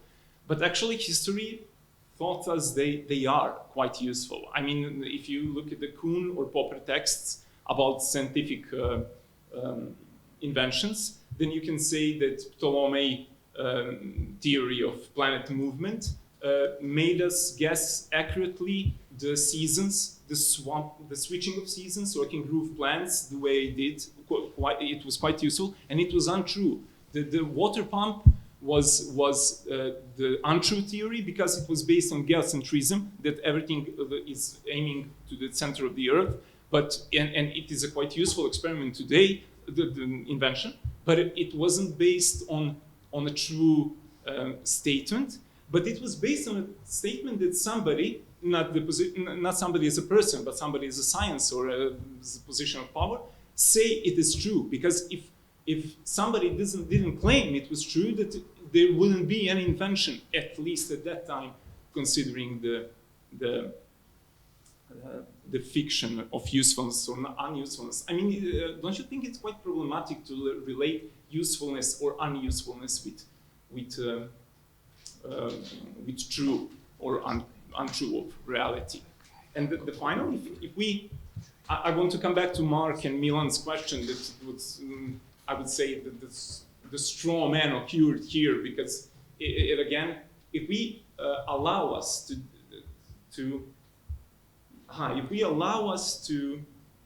consider there are different type of consciousness, then the economic notion of creating demand is really real, because I need to create the need by creating a different concept of human, or different concept of demand, or different concept of consciousness. I mean, it wouldn't be good for capitalism if we were all Buddhas, right? Because the need for water, right, wouldn't be so natural or related to object per se, which cannot be argued about. So those are provocative questions, and the last one, and I will finish with it. It's not provocative. It's just I want to. I'm interested how you explain. I didn't find any the word incantation incantation, Yeah. Derrida spoke of, and it is the performative type of speech. What is the role in create? How would you explain it? I was such interested to find them, and I didn't find any. But you explained several times the Derrida critique of Searle, of intentionalism, and whatever. So are incantation able today? I mean, do they somehow? Can it be used the way it was used in Renaissance to create some sort of our surrounding?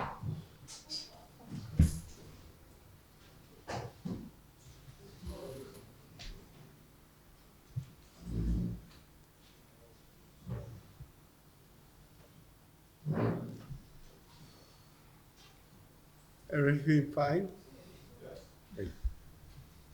I will finish. What are your thoughts of incantations? Incantations in your type of theory? I'm not sure to understand what you mean by incantation. Incantations, like the words we speak. Like if I want to be married, I must say yes. Okay. If it's hard for me to pronounce in English, don't know why. Yes. Okay. Thank you. Okay, Marco.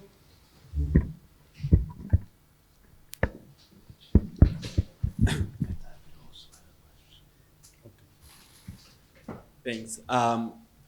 Though it kind of makes sense for me to speak class, it's quite an ungrateful position. If you're expecting some kind of grand finale, I don't think I will deliver that. But I will. So it was, as everyone already mentioned, it was a real great pleasure to read a book. It was such a rich book. So I'll try for my comment to be very focused.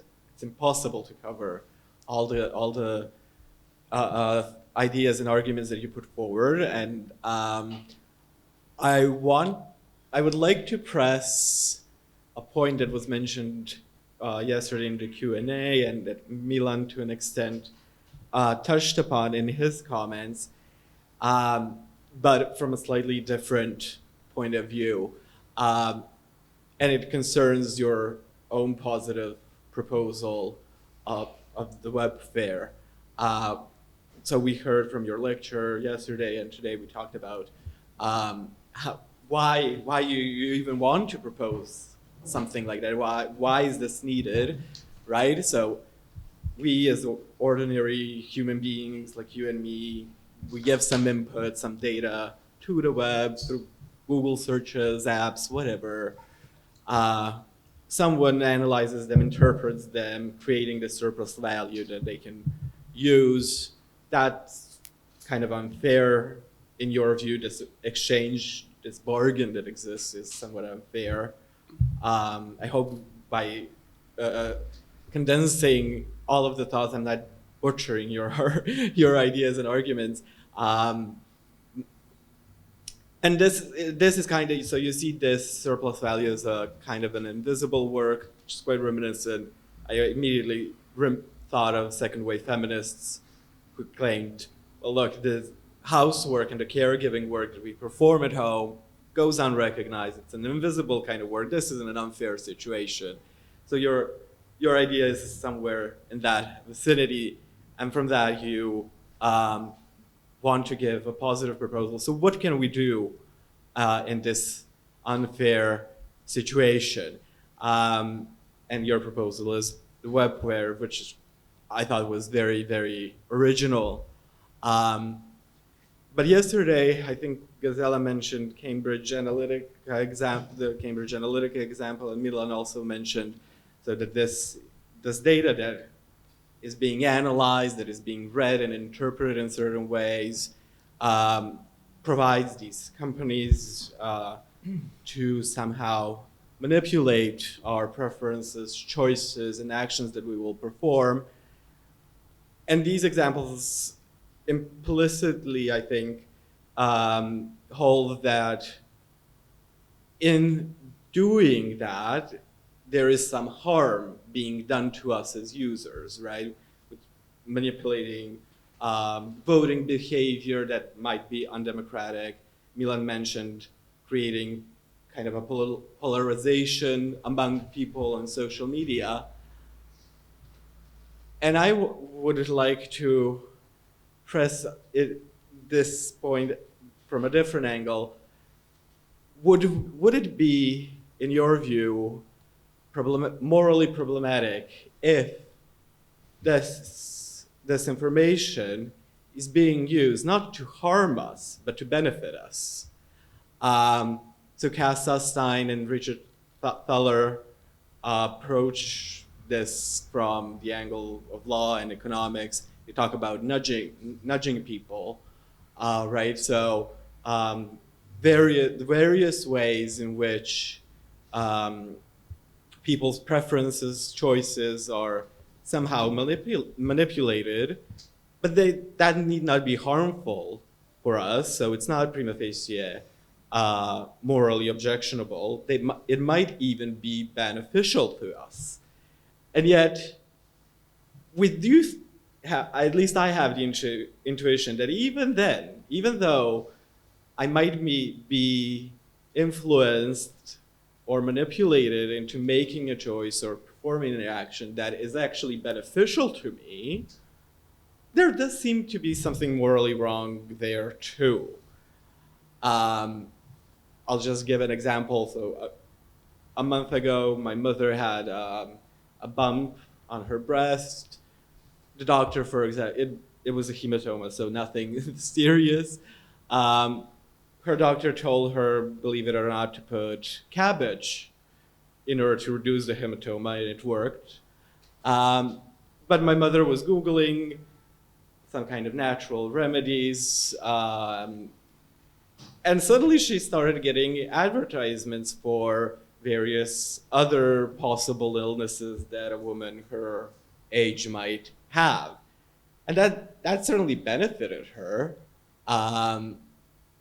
But at the same time, it does seem to be morally problematic to influence people's choices and to influence people's personal autonomy, even though it might benefit us. So it's a kind of a soft paternalism, some would say, that is still, even though it's beneficial, it is still somehow morally problematic. So my question would be, in your view, would this kind of soft paternalism, is it prima facie or pro tanto morally objectionable? And if it is, what would your proposal, the Webfair state or the Webfair society, how would it handle such a problem?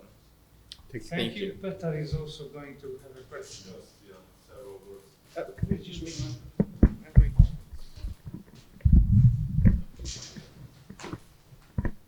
Thank you.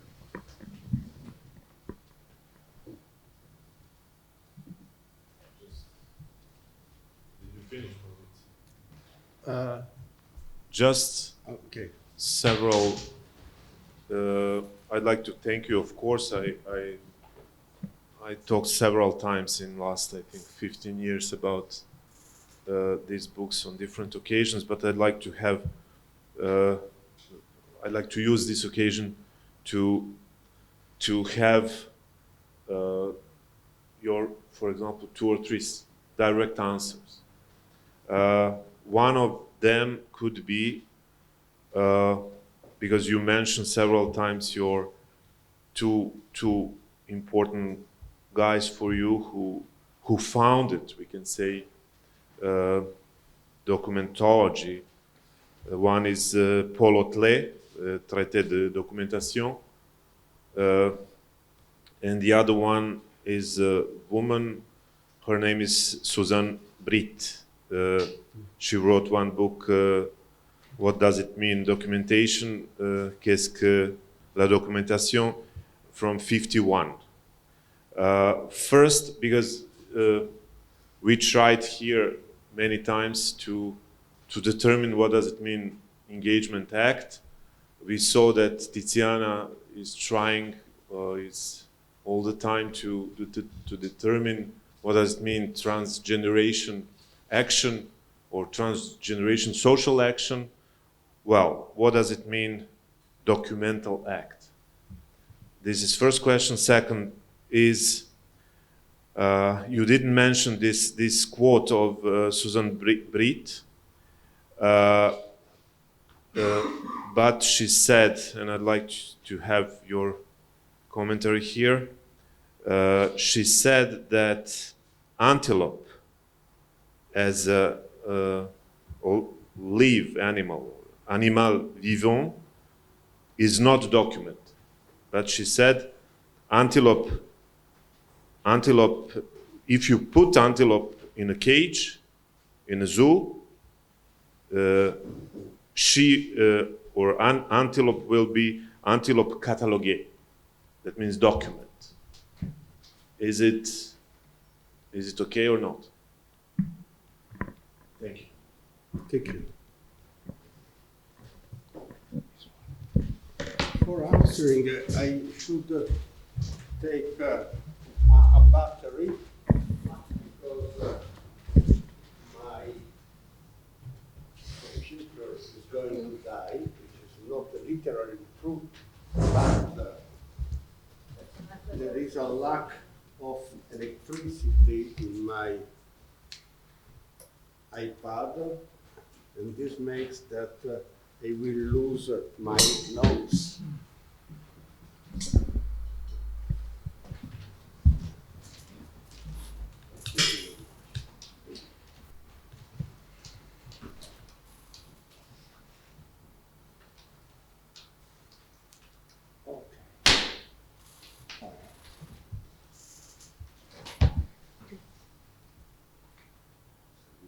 Short, but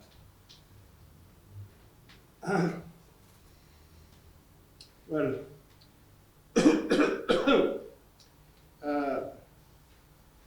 thank you to you all again. It's not formal because it's very important that we try to overcome some, I would not say prejudice, but one-sided views. And for instance, Quine's view is typically very one-sided, very, I won't say that all he says is false. All he says is true, but it's not too much, not enough to describe what happens. Since I am very technological, this is also an included battery. So,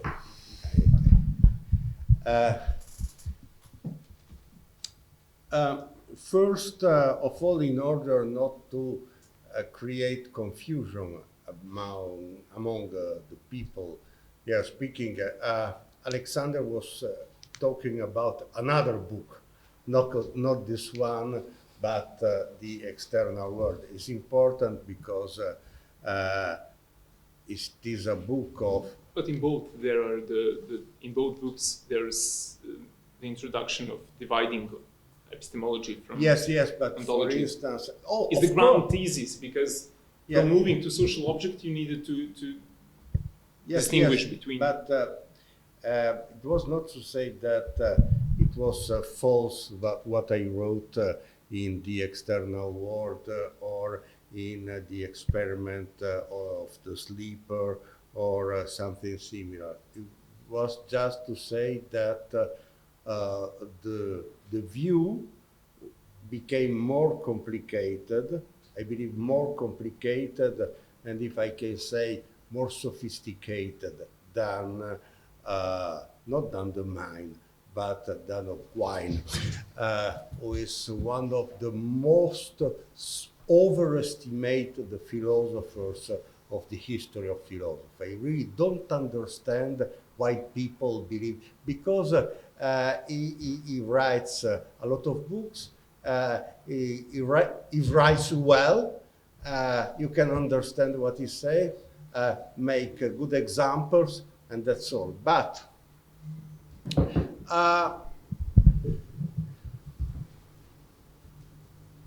coming to the core of your important question,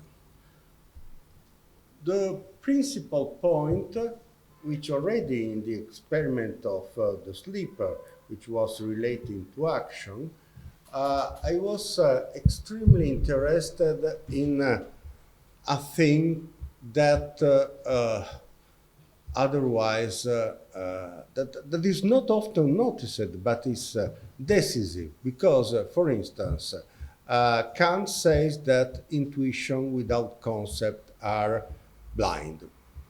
But I can play with my cat. I have a different concept from my cat. Possibly my cat has no concept. I don't know anything about the cat. But we share the same space and we can interact in the same space. This is a point that Kant cannot explain.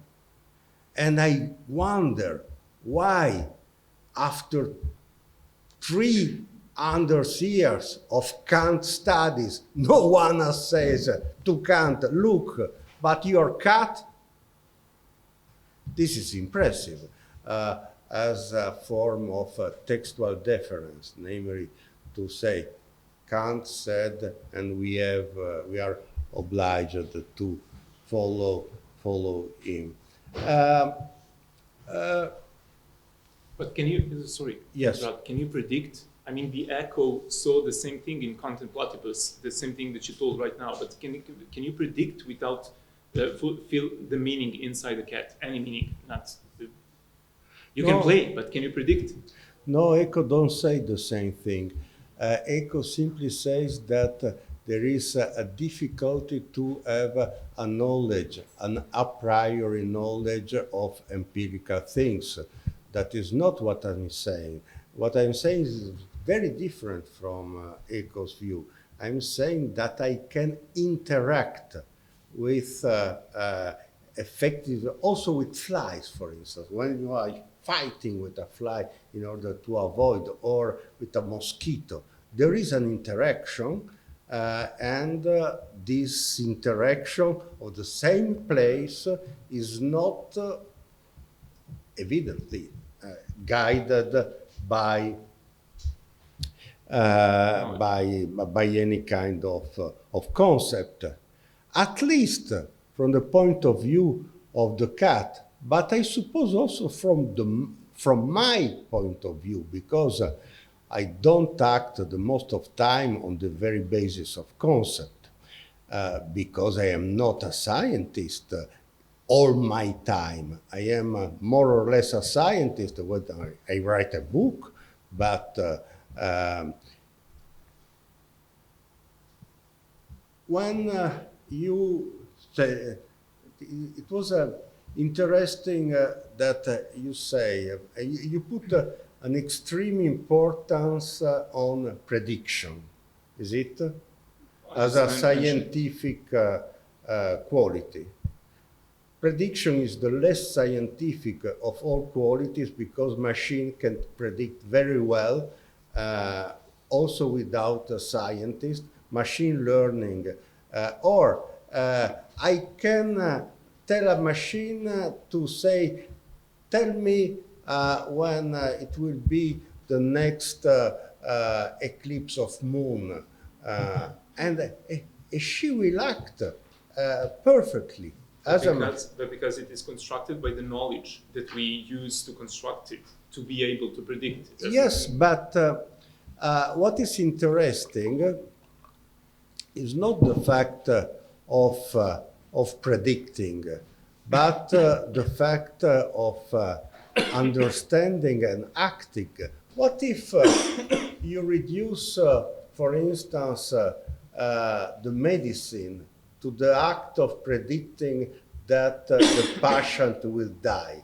I don't need any kind of medicine in order to say that human will die. What is interesting in the medicine as science is the possibility of changing the situation, not of predicting the situation.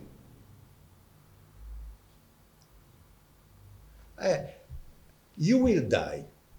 Am I a No, scientist? but this is trivial. This is trivial. The prediction that if I need to use the medicine, this is the last time I interrupted. I must have prediction that it will be good for my health. Yes. And Okay. this is the prediction of enacting. It doesn't separate the one thing from another. So make me a not trivial prediction. Just one example of a not trivial prediction. Not true prediction. If you do the corona test, it will tell you with 70% that you have it or not, or the 99% if you do the other one. It's completely trivial.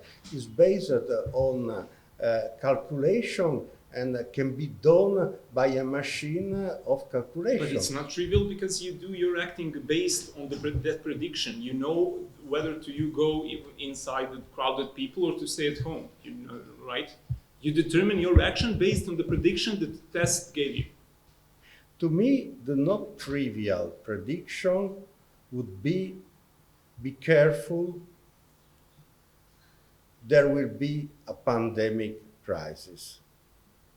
And this not trivial prediction has been done by some scientists, but the most of scientists do not believe it, don't care about this prediction. And if the pandemic crisis never happened, then they were wrong and the other were right. So I think that you make a confusion between the scientist and the magician. Yes, because foretelling of the future for you is the essence of science. In this sense, no historian can be a scientist because he speaks about the past. Pardon me. No. The explanation of past is helping us understand and helping So, us understand so theories. the good historian is the historian that can predict that Caesar will be killed. Okay, we can stop. It is not my thesis. The Popper, the Kuhn, all the guys All from the philosophy old of science. stuff that has no interest, that spoke always about science and science and science, that created nothing on science. They just were priests of the science. Einstein. Einstein was not a philosopher and made no prediction at all.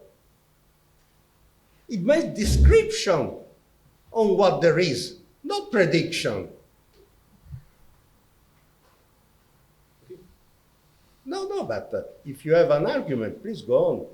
The description, we use the description to make predictions. That is I make the description that vaccine for COVID will help, and based on the experiments that and then I have prediction that if I take it, it will be good for me. You know, the description, the scientist constructs theories that put meanings inside the empty objects, is used to make predictions, right? So Einstein did a description which is used to make predictions, a good predictions, because if not, it wouldn't be a scientific theory which is not only proposed but adopted as the. Well, and what else? It is the this, first criterion. But this description, is it coherent with the other assumption you made that also false belief can be useful? Sure. Sure. And this explains that for you, magician and scientist are the same. They both make description and they both make prediction, and sometimes false description are fine for us. But if the criterion for scientific is falsification, then there's somebody. It's not falsification. It is one of the- Believe me, the most of medicine you use were not tested, and nobody knows if they work. If you ask a good scientist why sertraline has a good effect on the transmission of dopamine in your brain, you will say, I don't know. And this happens, or take what is said by a quantic physicist. He say, I don't know, I even don't know. The fact is that with the instrument, my engine goes to Mars. Therefore, I make quantum physics instead of astrology. You were just describing a form of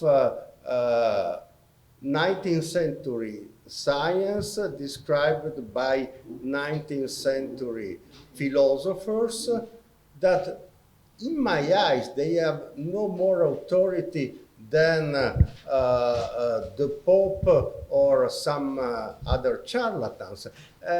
Why should we trust in all this? And especially, what is the contribution of, for instance, Karl Popper to the progress of science? What is the contribution? You expect me to answer? Yes. Okay, that we don't dismiss the theories that don't have explained invention, logic of invention, but which are good in predicting, in logical consistency, in all the other parameters that they aren't just proposed by Popper, but by the 21st century science. You have like 5 criterions when you decide which hypothesis to be the dominant one, and you use that kind of points, and you determine what will be the most useful one, because the differences are small. But we can skip this, maybe go to the consciousness part of... Well, what was the question? It was about state of mind. Pardon me? State of mind, Buddha, consciousness, me. State of mind and consciousness about what? About demand or perception of water. And what is? I missed the point. What has to do the state of mind with all you said till now? Someone who is sun gazing and not drinking water for half a year will not have the same demand like me. And then the web or the capitalism can use that to create a demand, to create a certain type of consciousness or a certain type of okay. So I do not really need to drink water. This is because the capital create a situation in which I need to drink water. Because, for instance, not the capital, but other instances created other kind of need that in a sense are most dangerous. Supposing that I can create a condition, you are just used to drink water, stop drink water. As far as I know, I am not Popper, but I know that if you don't drink for 7 days, you will die. But maybe there are other reasons. But for instance, an instance that creates the necessity of God. It's not the capital that created the necessity of God. There was someone, somewhere, some society that created the necessity of war. Of God, excuse me. Then the necessity of romantic love. Think about the responsibility you took those who wrote books long before the capitalist society, creating the necessity of romantic love. As a result, all the couples divorce because they are not able to maintain the romantic love for 30 years of shared life. It's not a higher responsibility. We will make a social action against Werther. I mean, so... I agree. Thank you. You're welcome. Marcus, in a sense, there is first a problem. You say the idea that we are all workers, in a sense, is similar to the idea of feminists that say that houseworking is work, is not recognized. I'm not sure of this for a very good reason, that I can admit that a wife say, I'm cooking all the day and I should be paid. But Ferraris said the very same thing. Yes, yes, yes. Suppose that I make love with my husband. I want to be paid. Okay. Is there any single feminist that make this kind of request? Well, for my husband, no. But sometimes feminists do argue for legalizing prostitution. Yes, of course. This is legalizing prostitution, but not for husband. Because Yeah, for husband. so, therefore, I believe that there is a difference between this kind of requesting the interpretation of some act as work, also because there is a very clear criterion. If you don't want as wife to cook, which is completely legitimate also because maybe you have another work, you take another person to cook at your place. But you would not be happy if the same person made love with your husband, for instance. So there is a lot of points that you were describing as specific of the web, whereas they are specific of the humans, and, for instance, the persuasion. Humans like to be persuaded. It's very easy to persuade humans, and this long before the web. Consider this kind of situation related to the present moment.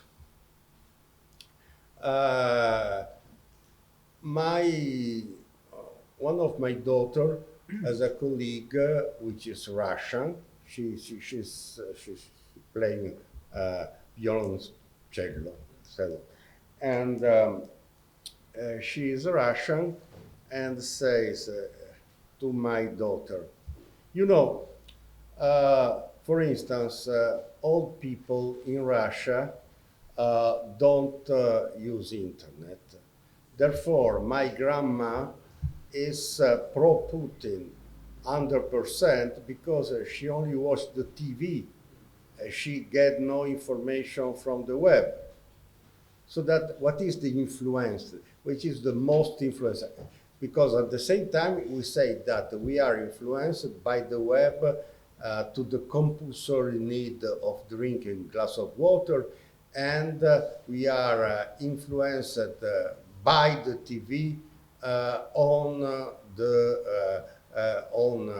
putting action, and in the same time, the Russian uses the web in order to influence the election in the United States.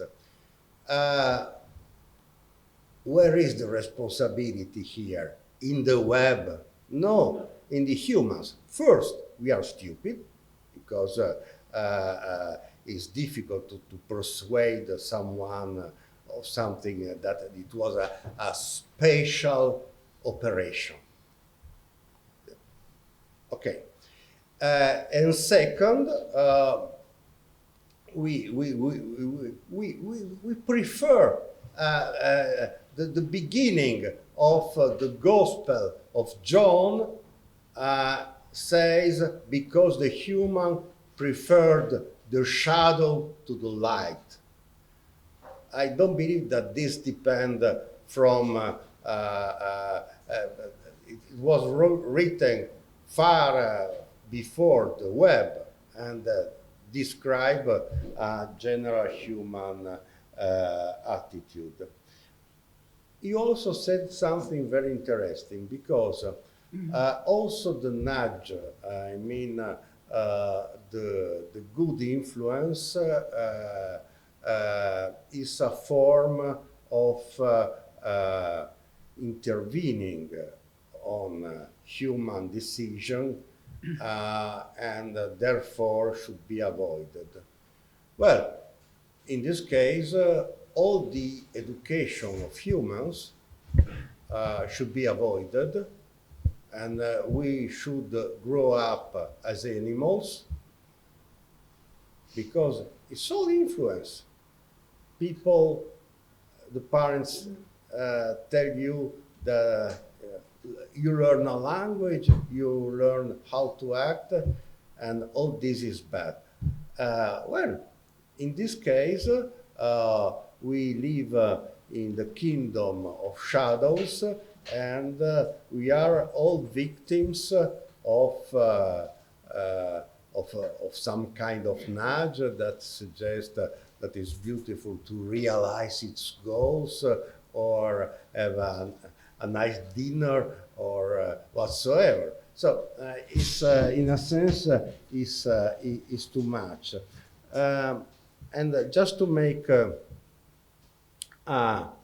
personal example, I quit smoking 16 years ago, and I am not sure that I would quit smoking in Serbia, because in Serbia people can smoke in the restaurant. What compelled me to quit smoking was the fact of having to go out the restaurant, the office, and so on and so forth. And I said, oh, God, I will try to quit smoking. And I quit smoking. I don't perceive this as a damage. And especially, I don't perceive myself as a conformist that decided by fear or by conformism of quitting smoking, because for healthy reason, I am really happy to succeed in quitting smoking, and I found this, the first desire of quitting smoking appeared in my experience during a long time, a long stay in the United States. This was 40 years ago. So, and it seems to me strange, but it was effective. As for Peter, thank you, Peter. We know each other. We are discussing of these topics for a long time, and this allowed me also, because it's late, to be fast. I cannot explain you what is a documental act, because it is the result of the plagiarism of Barry Smith to the theory of documentality. Namely, I created the theory of documentality, and Barry Smith copied this and created the category of documental act, but I don't know what is a documental act, and I also believe that Barry Smith too has problem in explaining what is a documental act if is not simply a variation of the speech act, but I would deny, for instance, that when I leave traces in walking the street because there are cameras recording my walking, I am doing a documental act. So this is, and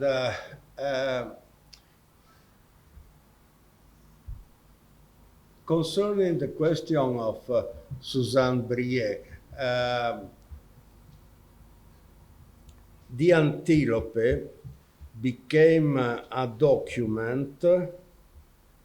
I don't know whether, here again, the antelope, a part of the antelope, a passage of the antelope, a temporal moment of the antelope, this to explain how people made philosophy in last century. But the antelope,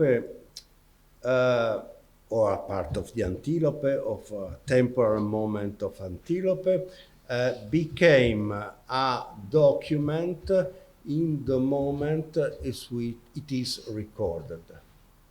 Just the recording creates a document. The document can be, this is already a distinction I made in documentality, a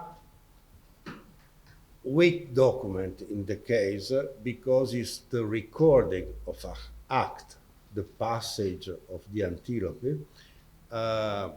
whereas if I'm recording you when you are walking down the street. Pardon me? If I'm recording you, Yes. your last example, during your walk, Yes. am I doing documentally act? Yeah, spy me, I suppose. Okay. Yeah, I mean,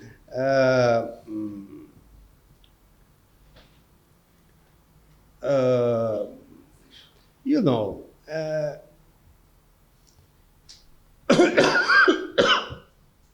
Record. What does it mean record?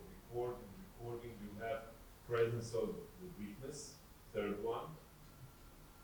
no, Repeatable. I mean, recording, let's go back to the distinction between strong and weak documents. The documents, the strong documents is recording of an act, and weak documents are recording of a fact, something. The recording of an act is, for instance, a certificate of marriage, and the recording of a fact is, for instance, that I pick up money from an ATM yesterday. This is recorded. The recording of an act usually is semantic per se, because there is a social status that I am married by this kind of act. The recording of a fact became interesting only in a context. For instance, if there is the image of the people of 11-12,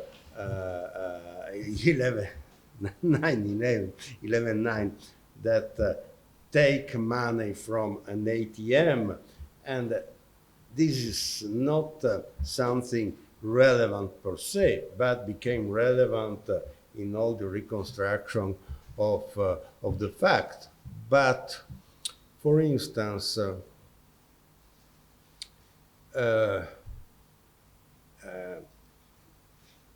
when you ask me, it is a recording or a fact or a recording of an act when you take an image of myself walking in the street, I would say that is the recording of a fact, because I am not aware that you are taking me. There is not an act, because an act requires at least two actors. And this, in this case, I am not an actor, you are the actor. Okay, maybe, you know, it seems elegant, but I'm not sure.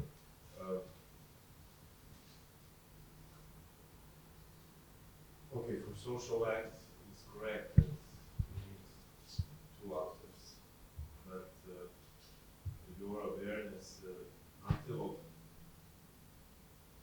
in that, the other example. Yes, but we are usually not aware of what of us is recorded in the web. We are, of course, aware of putting a post on the web. We are usually aware of this. And these are strong. Why you need now consciousness? Why you need, because you know you have many places where you explain that consciousness is also a trace in the brain, and in that case documentally constructed. I need consciousness here only for this reason, because, of course, when we accept the cookies, we are not aware of all the legal implication of the acceptance of the cookies, but we accept the fact that there are acts like making signature or accepting cooking or accepting condition that require in principle or awareness, even if we are not aware. And this is what happens the most in the most of social act. To come back to the example of marriage, people who marry normally are not aware of all the complication of what they accept, but they do this. Maybe they do only because they are not aware. But awareness is a part of the juridical vocabulary. You should be aware of I'm in perfect possession. It's enough. If I tell you hello, Yes. and you have consciousness, or you are aware that I told you hello, this is not social act. Social act is only if you realize social act is your answer. Well, You look. care if maybe you could do that, but No, but for instance, why awareness now?